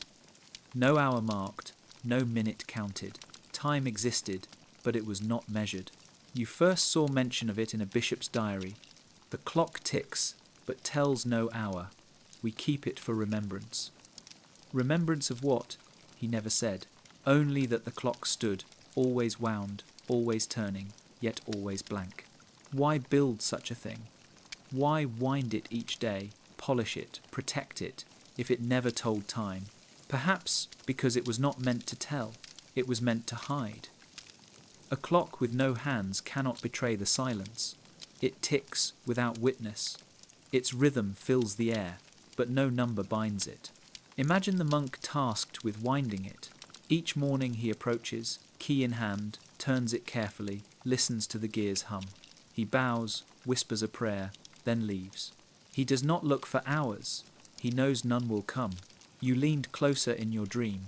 The clock ticked steadily, filling the chamber with heartbeat. The gears turned behind the face, unseen. But when you pressed your ear to it, you heard more than ticking. You heard whispers, voices of years erased, turning endlessly, caught inside the gears. One voice said, "We lived." Another, "We died." Another, "We were forgotten." Each tick carried another voice, each gear another memory. The silence councils imposed had been captured here, hidden in machinery that refused to mark hours. You stepped back and saw something stranger. Though the face bore no hands, shadows passed across it. Not shadows of iron, but shadows of people. Men and women, kings and beggars, farmers and children. Each shadow appeared for a moment, then vanished, another replacing it. The clock showed not time, but lives. It was the record no council could erase. When you woke, you could still hear the ticking, not a measure of minutes, but of memory. The clock with no hands had preserved the centuries denied by parchment. It ticked for all who had lived in silence, making sure they were never fully erased. He was old, his beard white, his hands trembling, but his eyes clear. He had spent his life in the Vatican's archives, copying, binding, cataloguing. He had never spoken of what he saw. But one night, in a dream, his silence broke.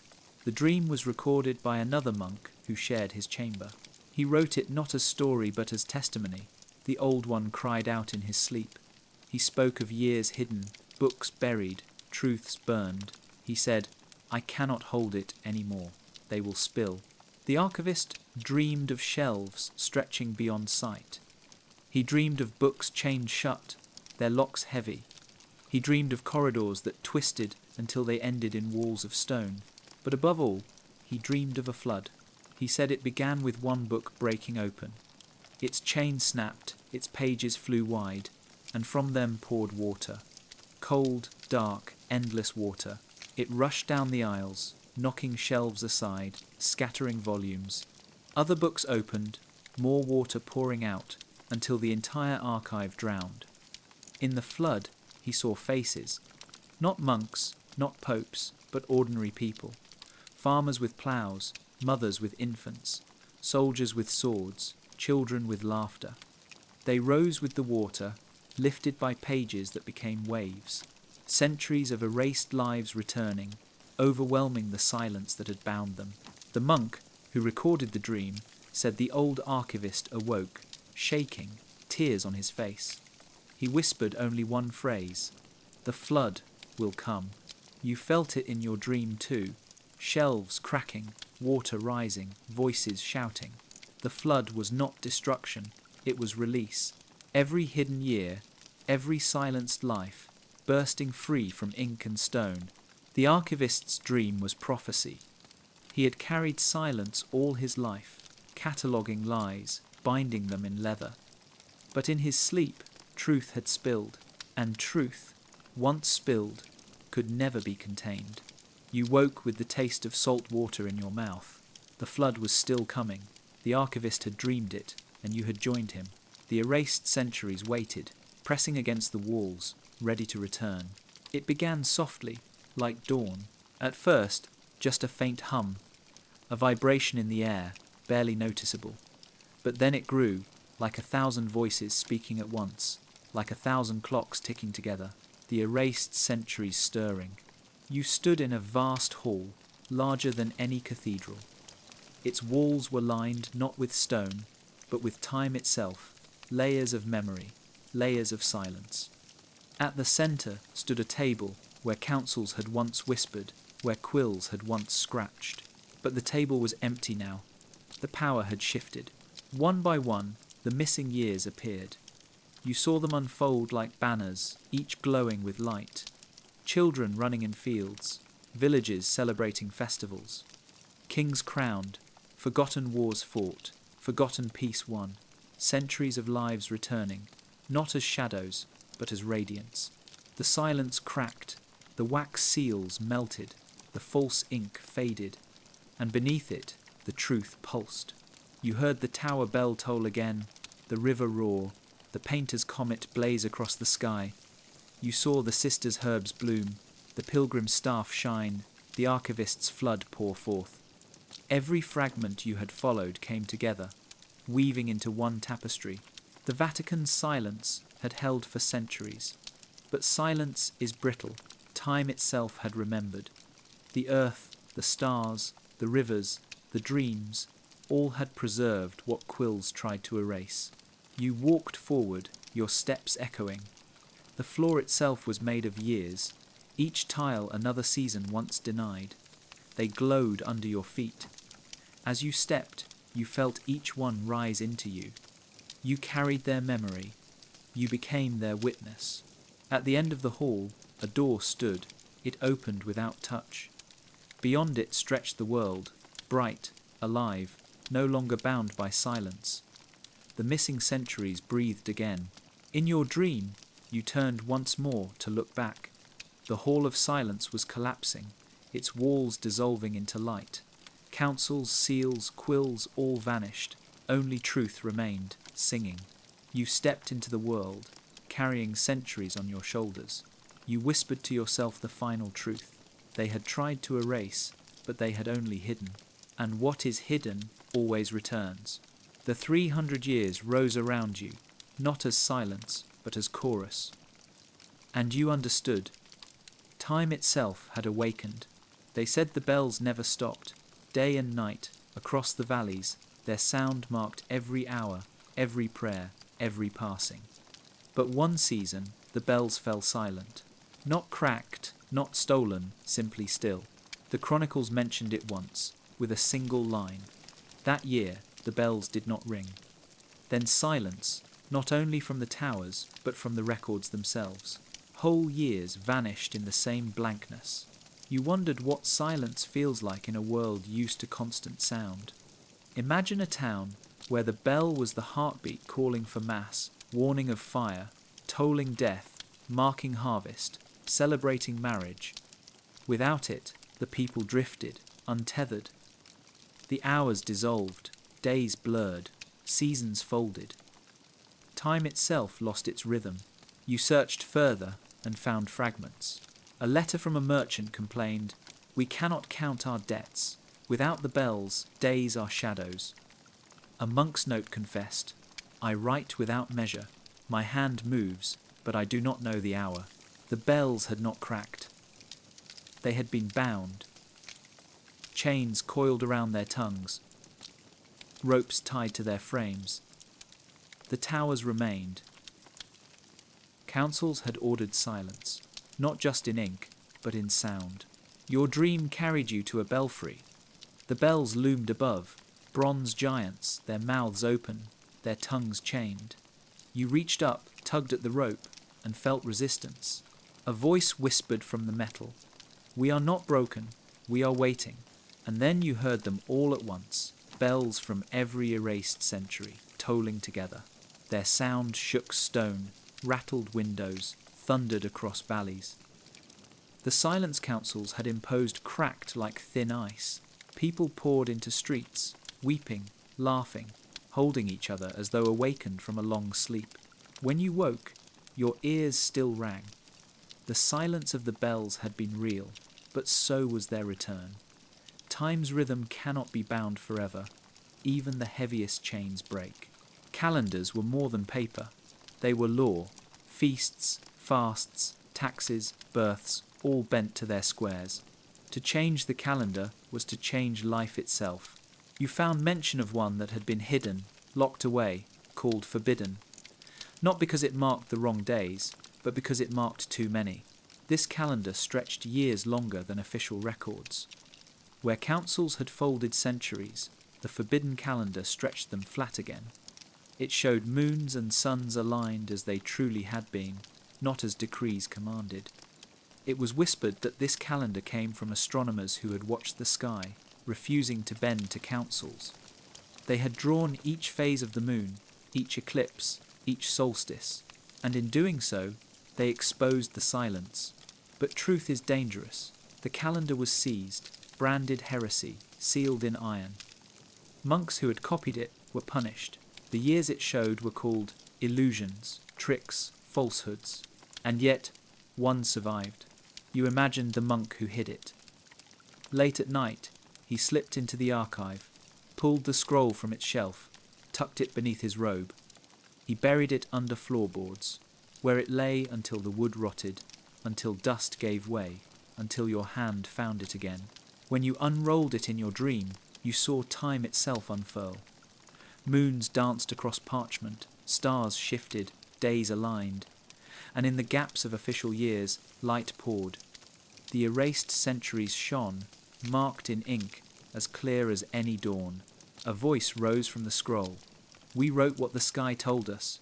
Men may erase, but stars do not lie. You looked up, and the heavens above echoed the same truth. Moons waxed, suns rose, comets burned. The forbidden calendar was no invention. It was memory, written in both ink and sky. When you woke, you knew why it was forbidden. It had betrayed the Vatican's silence with the authority of the cosmos. A council could silence men. It could not silence the stars. They were never meant to be remembered. Yet memory is stubborn. Even erased centuries leave echoes, and those echoes are children's voices. You found them in lullabies, songs sung softly, passed from mother to child, carried across generations, words simple, melodies fragile. But hidden within them, fragments of years that should not exist. One song spoke of a king with no crown, another of a harvest that came twice, another of winters that never ended. No chronicle held these stories, no ledger recorded them, and yet, in lullabies, they survived. Imagine a mother rocking her child. She sings without thinking, repeating what her own mother once sang. She does not know the words are centuries old, born in erased time. She only knows they soothe. But the child listens. The child remembers. You followed one melody across records. It appeared in a village songbook, then in a noblewoman's diary, then in a traveller's notes. Each time the words shifted slightly, but the core remained. The song carried a memory no council could erase. The centuries of the gap. In your dream, children gathered in a circle, hands linked, voices rising. They sang in languages lost, but you understood. They sang of days stolen, of bells silenced, of rivers skipped. Their voices filled the air like bells breaking chains. One child stepped forward, eyes bright. She whispered, "We lived." Her voice was steady, louder than councils, stronger than silence.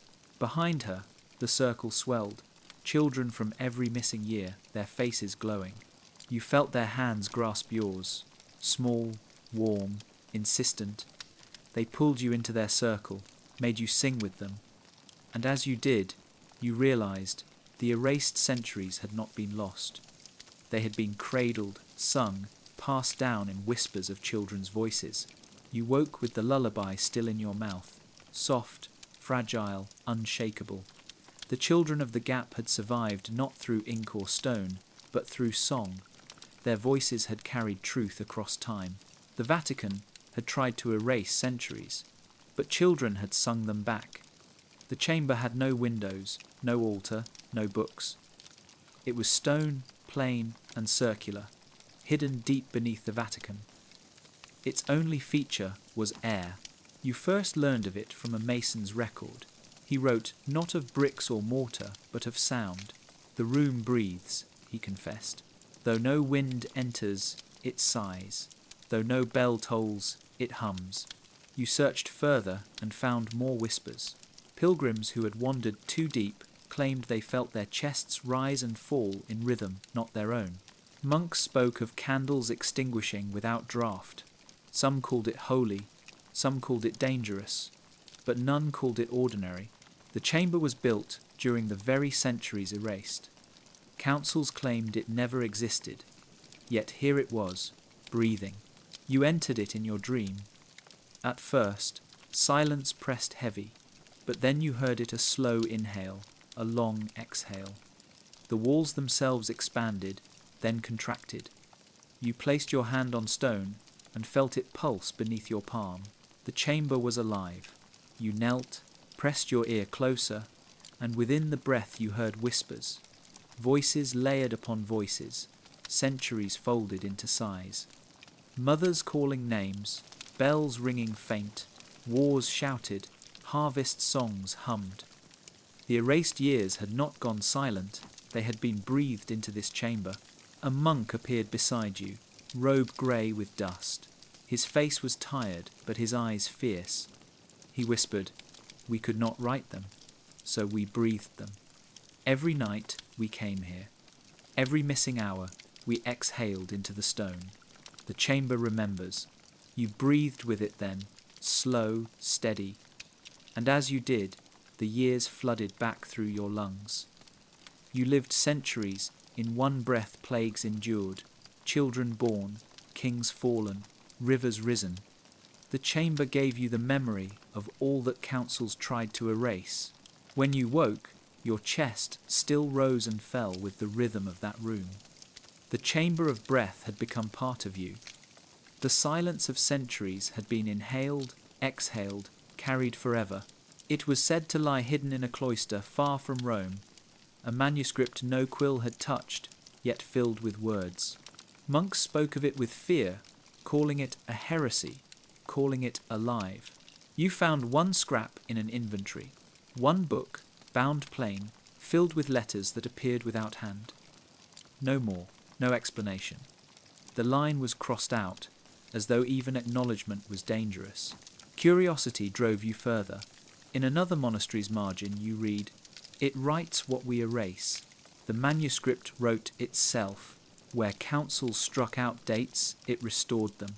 Where scribes scratched away years, it rewrote them. No hand guided it, no ink spilled from quills." The words simply appeared, neat and steady, as though time itself were taking revenge. In your dream, you found it, a plain book on a plain table. Its cover brown, cracked, its pages yellowed. You opened it, at first blank, then letters formed, slow but certain. You watched as words appeared, names, births, deaths, winters, harvests, wars. All the years that had been erased filled the page in a hand you did not know but trusted.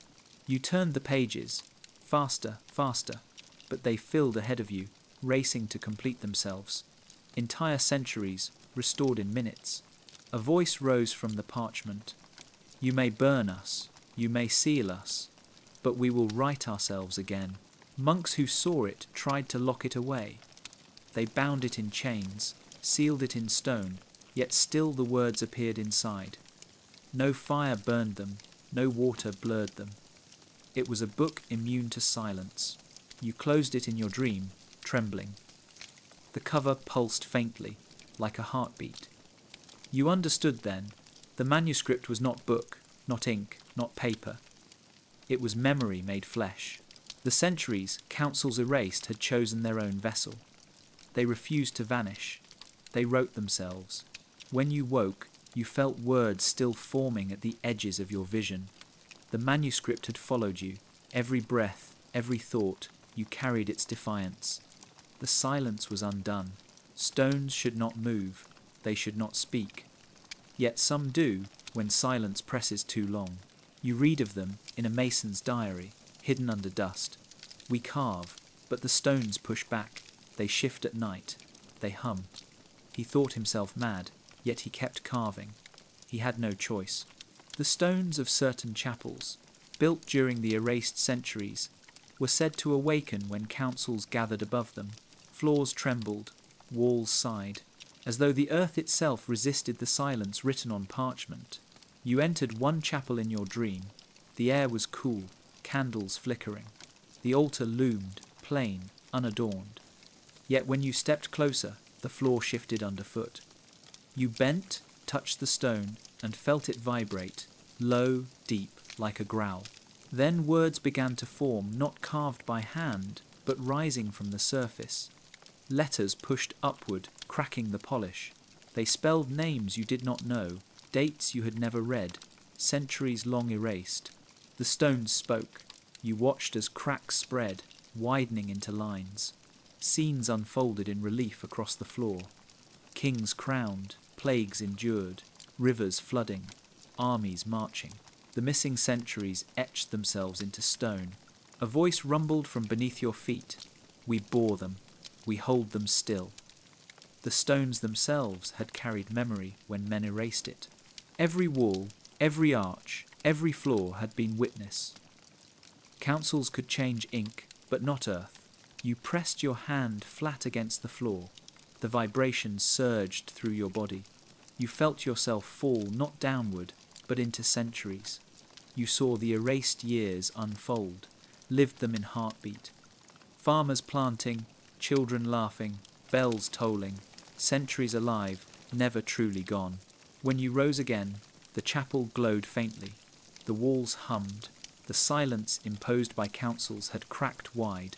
Stones themselves had chosen to speak. You woke with dust on your hands, though you had touched no earth.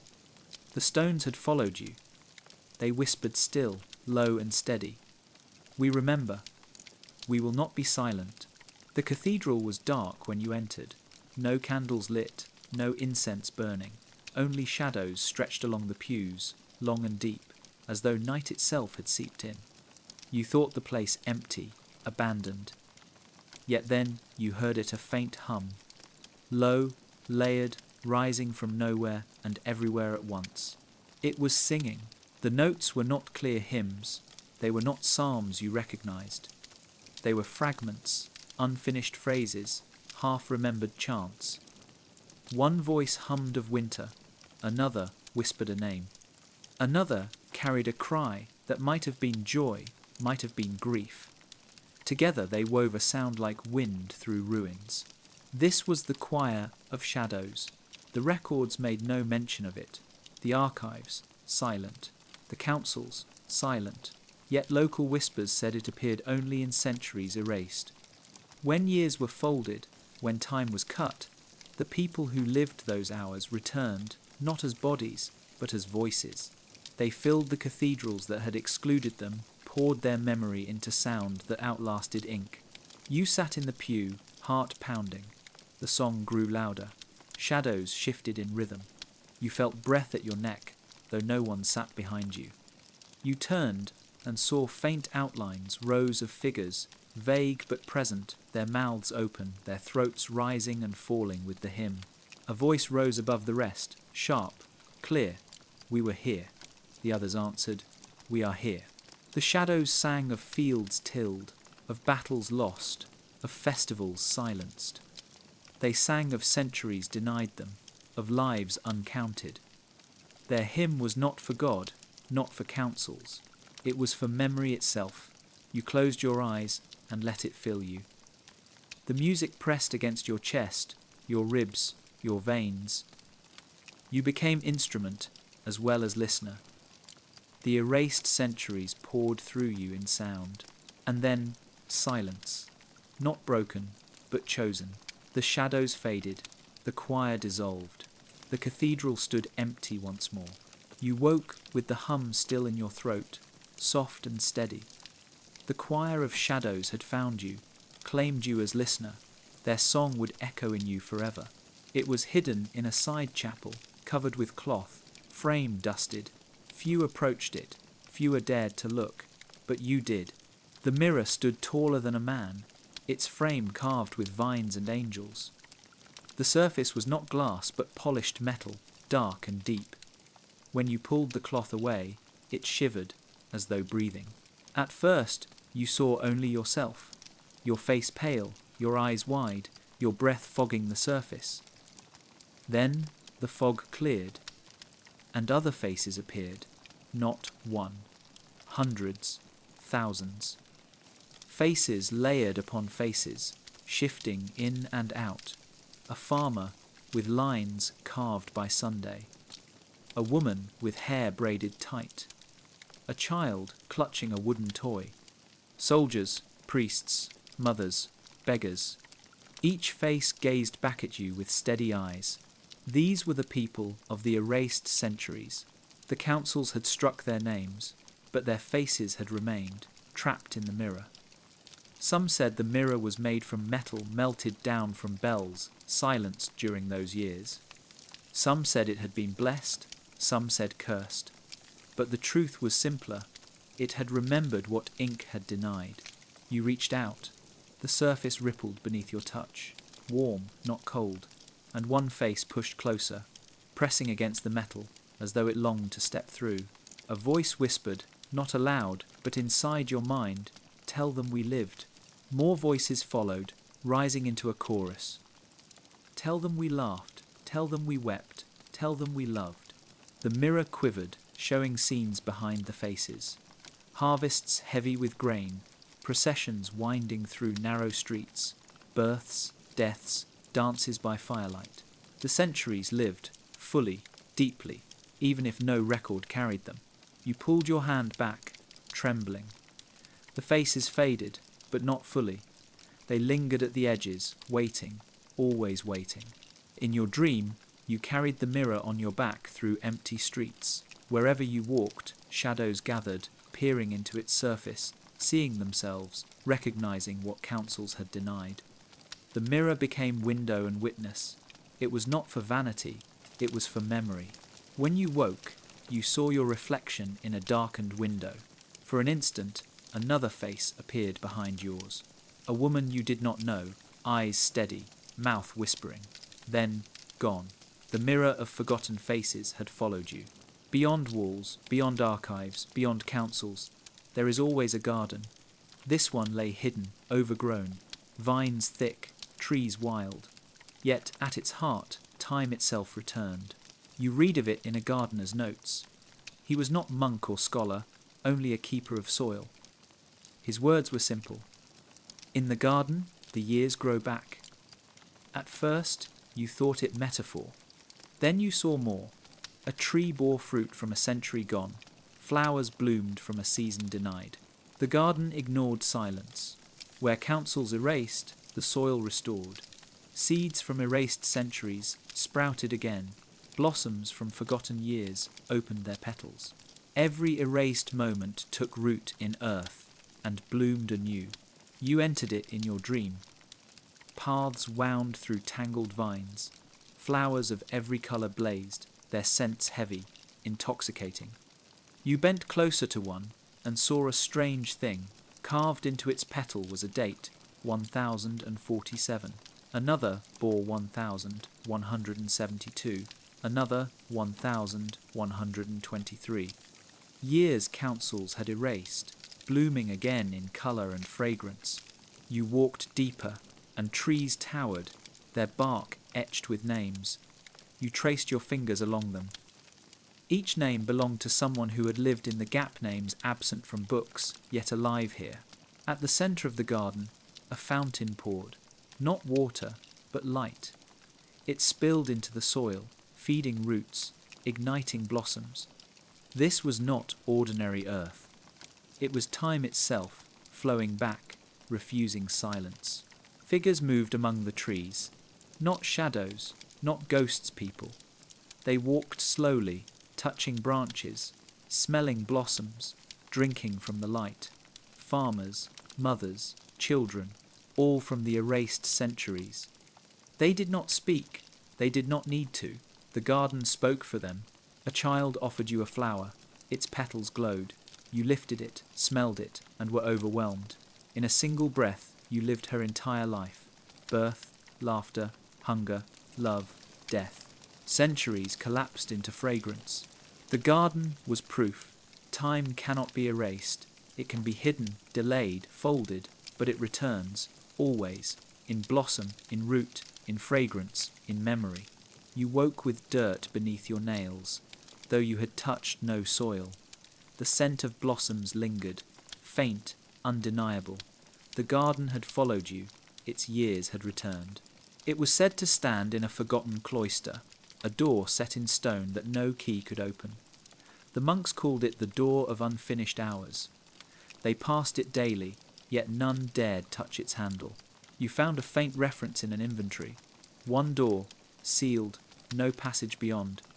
Marks of hours, unfinished, carved into frame. Nothing more. No description, no explanation, only silence. But silence itself was clue. You saw it in your dream. The cloister stretched long, cold, its arches dripping with damp. At the far end stood the door. Heavy oak, iron hinges black with age. Across its frame were carved not saints, not angels, but hours. Sun rising, sun setting, bells tolling, moons waxing, hours that should have formed a day. Yet the sequence broke halfway. After the 6th hour, nothing. The carving ended. The hours were unfinished. You touched the door. It trembled faintly, as though breath moved behind it. You pressed your ear closer.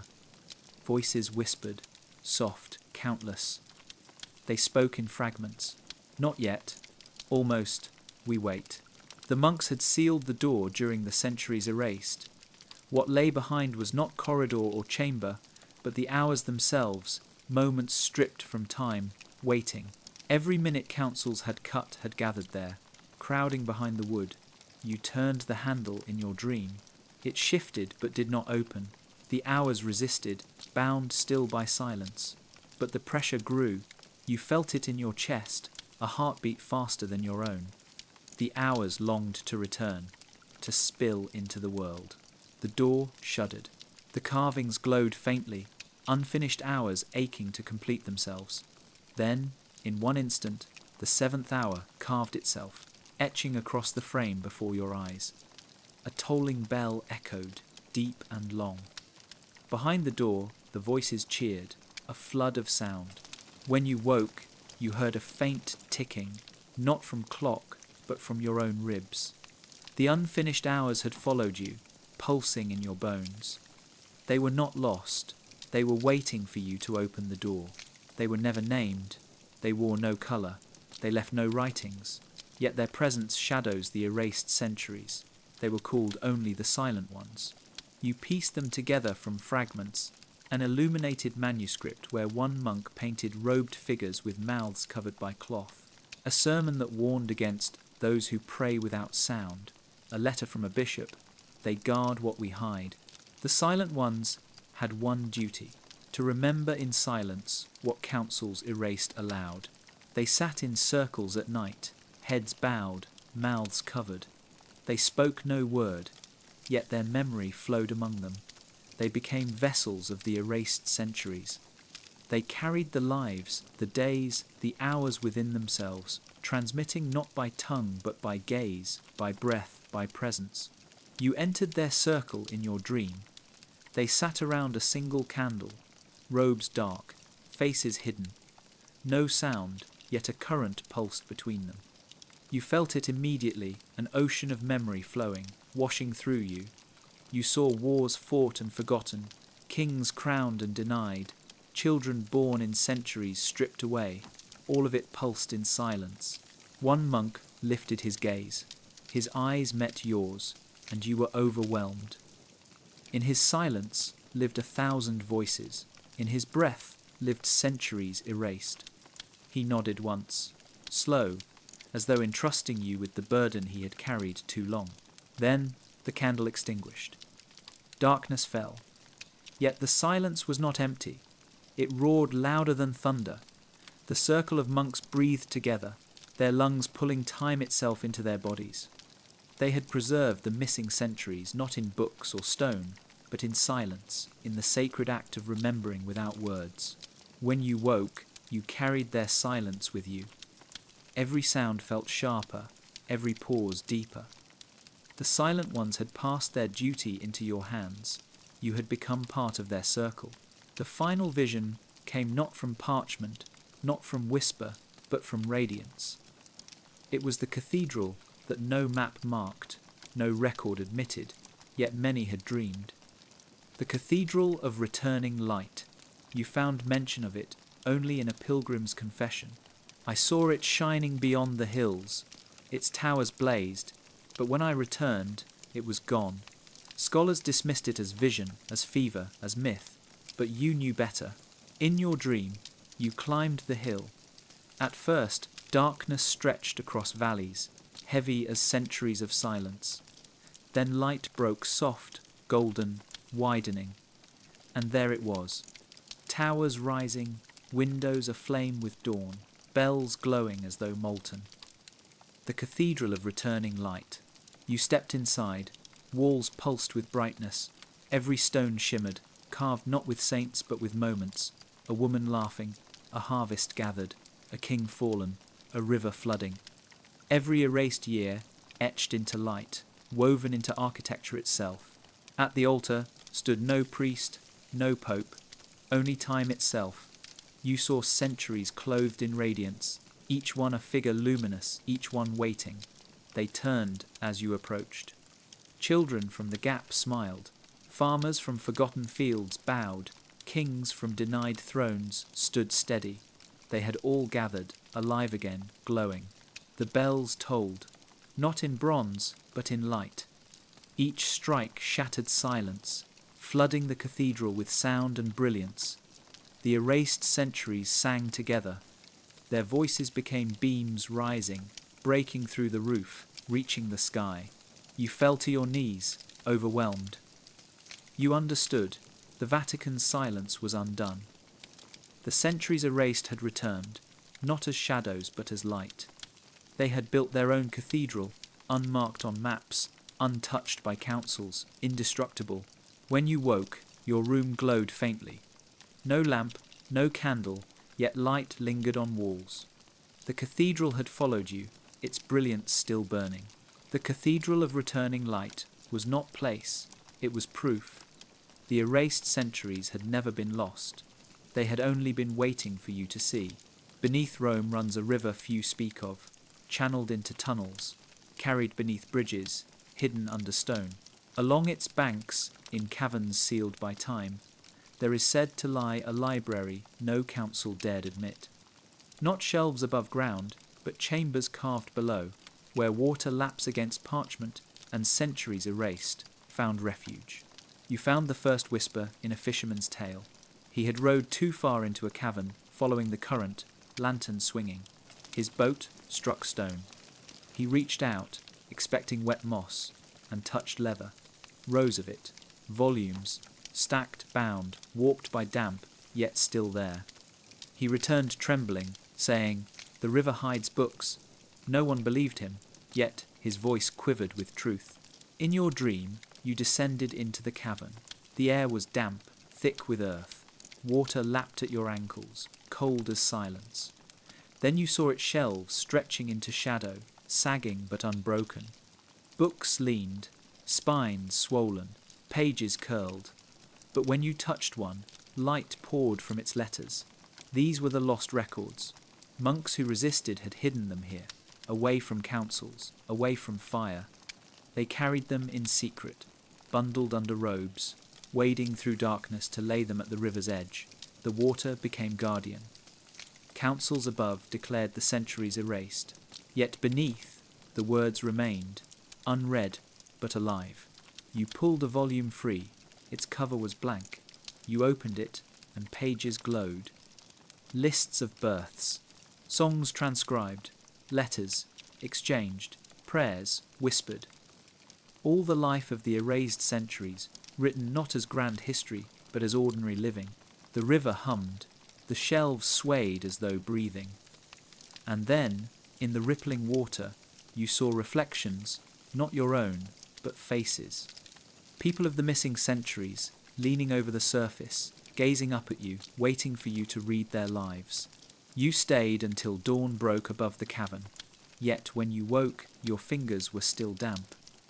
The library beneath the river had followed you, its books still whispering. They had waited long enough. They wanted to be read. Every empire leaves watchers. Some guard walls, some guard gates, but one guarded time itself. They called him the Watcher in the Tower, his name lost, his records thin. Yet, his gaze had crossed the centuries councils tried to erase. You first learned of him from a torn folio. It described a man stationed high, above bells and above courts, his duty to record the sky. Each night he marked stars, moons, clouds. Each dawn he wrote the hours, the day, the year. His vigil was endless. He slept little, wrote much. The folio ended abruptly. The watcher saw what should not be seen. The rest burned away. In your dream, you climbed the tower. Steps spiraled, endless, stone slick beneath your feet. At the top, you found him. A man robed in black, thin, face lined with years, eyes sharp as blades. He stood beside a window, staring at the sky. In his hand, a quill. At his feet, scrolls piled high. He turned to you, silent, then pointed upward. You followed his gaze. Stars burned bright. Moons shifted. Yet the sky showed dates that the councils had erased. A comet flared across 1024. A lunar eclipse darkened 1137. The sky refused silence. The Watcher wrote it all. He showed you one scroll.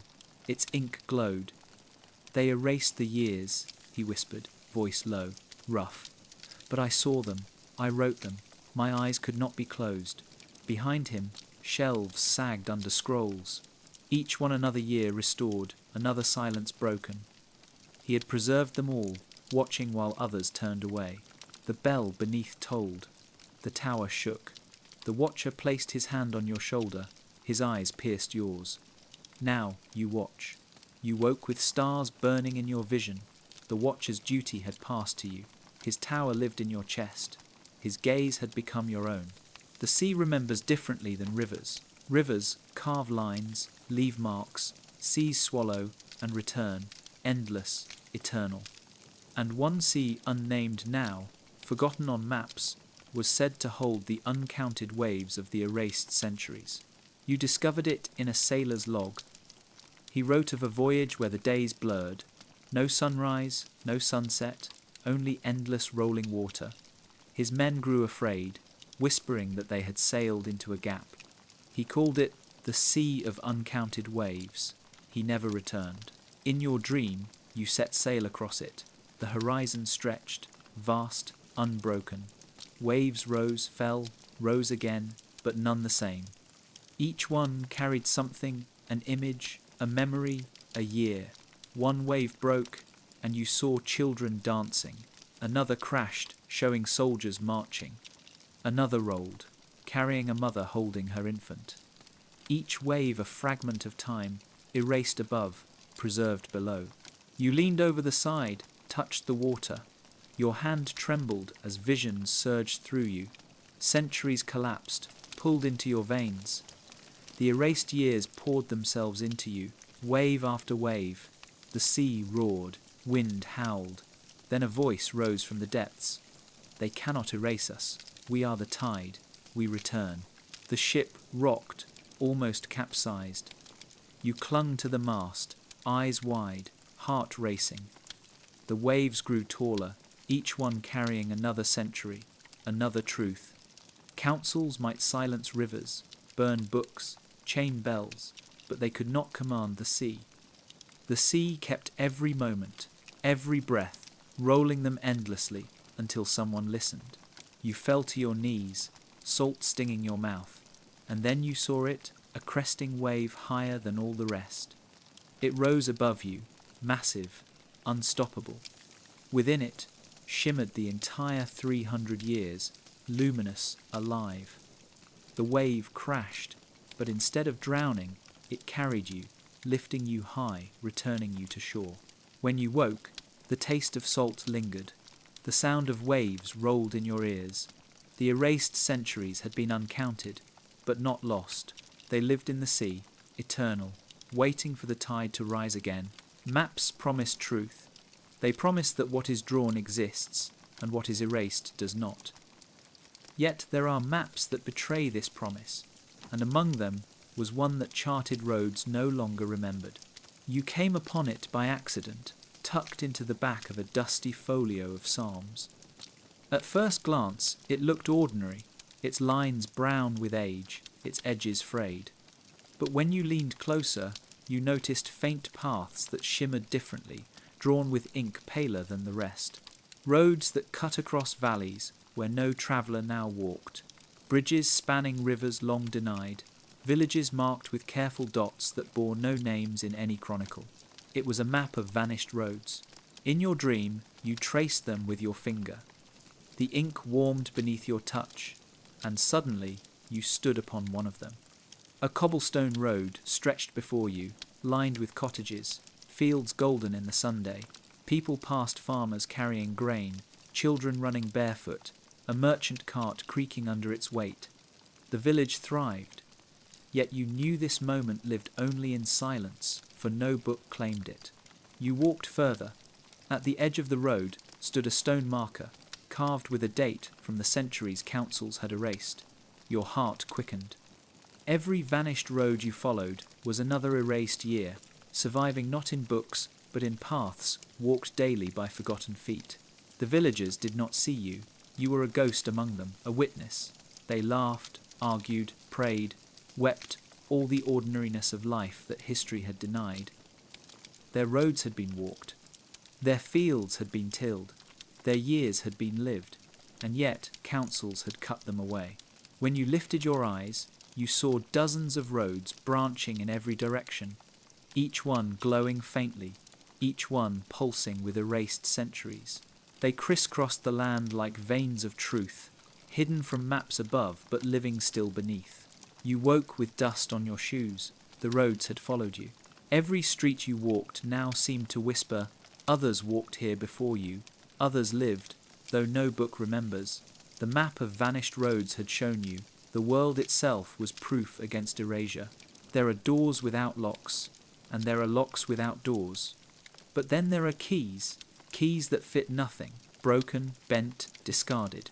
Yet one man gathered them, a keeper of broken keys, and his secret belonged to the erased centuries. You first read of him in the margin of a ledger. A monk had scribbled, "He keeps what no door admits. Beware his silence." At first you thought it metaphor, but then another fragment surfaced in a traveller's tale. We met a hermit who showed us keys, hundreds, perhaps thousands. He said each opened a year lost to time. In your dream, you found him, an old man sitting in a stone hut, his beard tangled, his eyes sharp. Around him hung keys of every shape, iron, brass, silver, some rusted, some gleaming. They swayed like wind chimes, though no breeze stirred. He held one out to you. It was small, bent at the teeth. "This," he whispered, "once opened the year 1093. They closed it, they sealed it, but I caught the key before it vanished." You looked closer. Each key hummed faintly, a note of memory. Together, they created a chorus of centuries, dissonant but undeniable. The keeper tapped one, and you saw visions, people lighting candles in winter, a queen crowned, a plague endured. Another key, another vision. Each broken key unlocked a moment councils had tried to deny. "Why broken?" you asked. He smiled, toothless, weary. "Because the doors were shattered. They closed the years not with care, but with violence." The keys broke, but I kept them. He pressed one into your palm. it burned faintly. Your mind filled with images of a feast, laughter, bread torn, wine poured. A simple evening, yet alive, undeniable.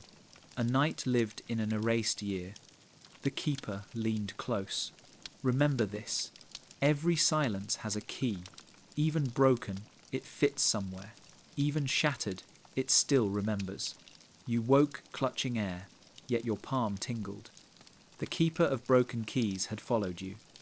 Somewhere in the dark, you heard faint chimes, as though keys swayed.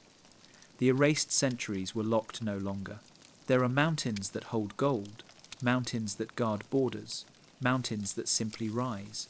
But one mountain counted stars, and by doing so, it betrayed the Vatican's silence. You found it in an astronomer's notes, half burned. We climbed the peak each night. We counted, we marked. The stars told us what councils denied. Nothing more, but enough. In your dream, you climbed. The mountain was steep, its air thin, its path treacherous. Yet, at its summit, you found a circle of stones, arranged with care. Within the circle lay a great slate, carved with stars. Each point marked with precision, each line etched with care. But the dates carved beside them did not match the official years. They were older, truer. You knelt beside the slate, tracing one star, a comet. Beneath it, the year 1106. You remembered councils claiming no such year existed, yet the comet had burned, the sky had witnessed, the mountain had remembered. Figures appeared around you, astronomers cloaked against the cold, their hands raw, their faces stern. They carried no books, only slates. They etched what they saw, night after night. They did not bend to decrees, they bent only to the stars. One of them turned to you, eyes bright.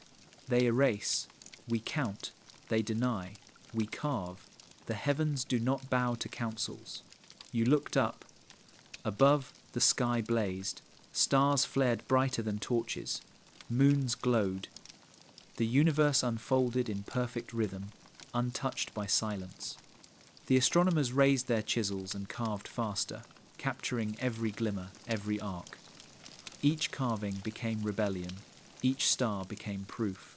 The mountain rumbled beneath your feet, not in anger, but in agreement. Stone itself carried the memory of what had been seen. Councils could burn books, silence bells, erase centuries, but they could not erase stars, nor the mountain that counted them. When you woke, you looked to the night sky. For an instant, you saw faint carvings overlay the constellations, glowing lines etched across heavens. The mountain had followed you.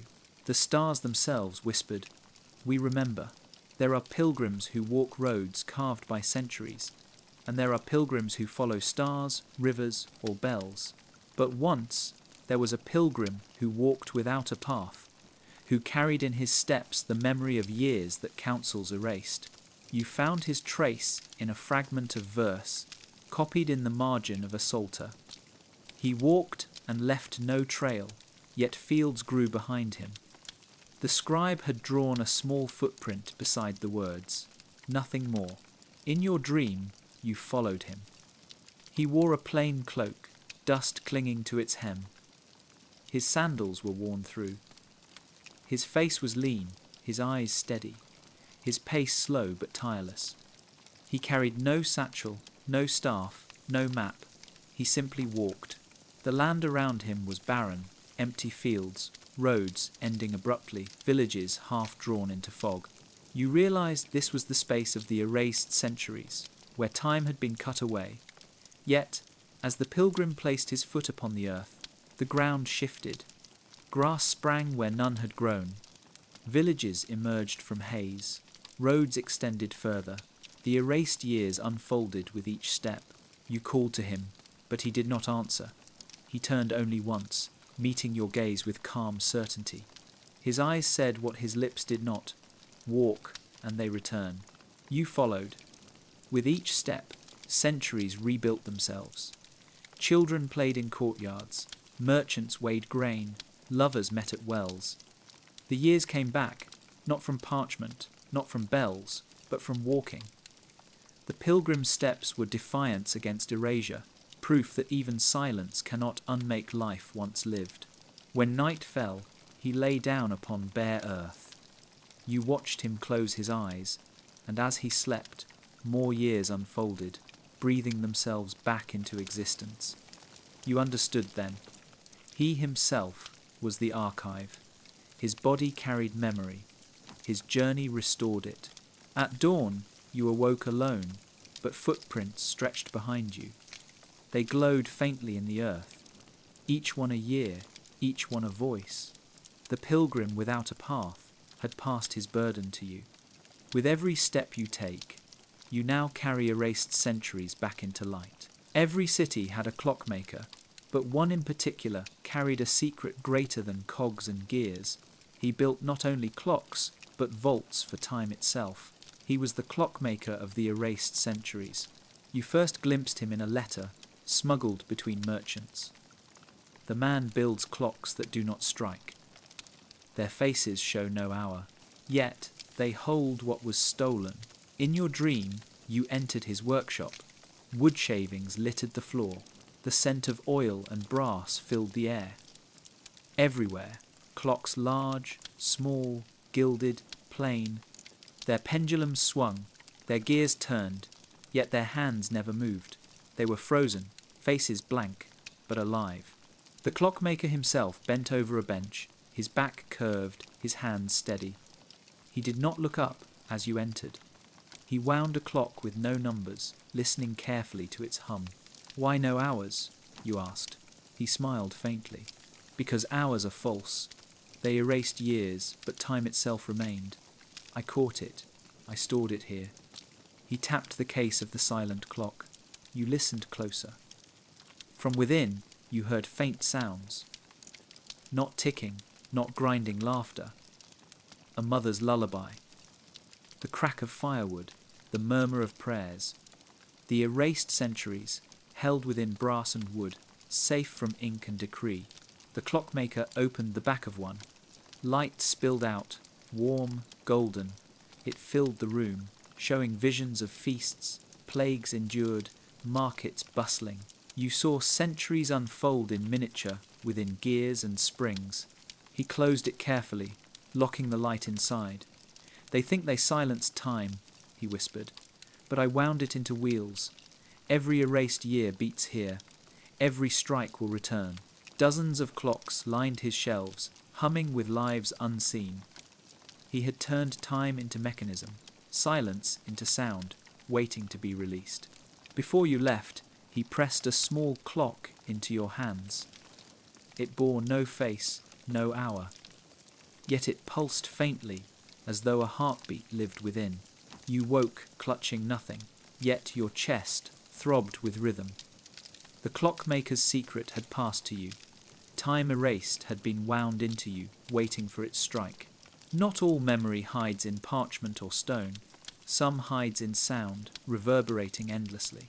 Beneath Rome, there is said to lie a hall, vast and hollow, where every erased century still speaks not as voices, but as echoes. You discovered it in a line from an abandoned chronicle. "We descended and heard not our voices, but theirs." The hall repeats what the world forgets. In your dream, you descended too. Torches flickered, casting long shadows. The stairs spiraled, deeper and deeper, until you entered the hall. It stretched wider than any cathedral, its ceiling lost in dark. You called out once, softly. Your word returned to you, but altered. It was not your voice. It was the voice of a woman, centuries gone. She said, "I am still here." You called again. This time a child's laugh echoed, bright, pure. You shouted louder, and armies marched in reply, shields clanging, hooves pounding. You whispered, and lovers answered in sighs. Every sound that had ever filled the erased centuries had lodged here, repeating itself forever. Councils might silence parchment, they might bind bells, but echoes cannot be erased. They live in stone, in air, in endless return. You walked further, and the sounds grew louder, Layering markets buzzing, choirs singing, plagues weeping, festivals roaring. The erased centuries filled the hall with their defiance. At the centre stood a great stone pillar. You touched it, and the echoes surged through you, not as sound but as memory. You felt centuries rush into your bones, your veins, your heart. You became vessel for their song. Then the hall grew silent, utterly still. A single voice rose, steady, calm. You are our echo now. When you woke, your throat vibrated with words unspoken. Every sound you made carried more than your voice, it carried centuries. The Hall of Echoes had chosen you as its mouth,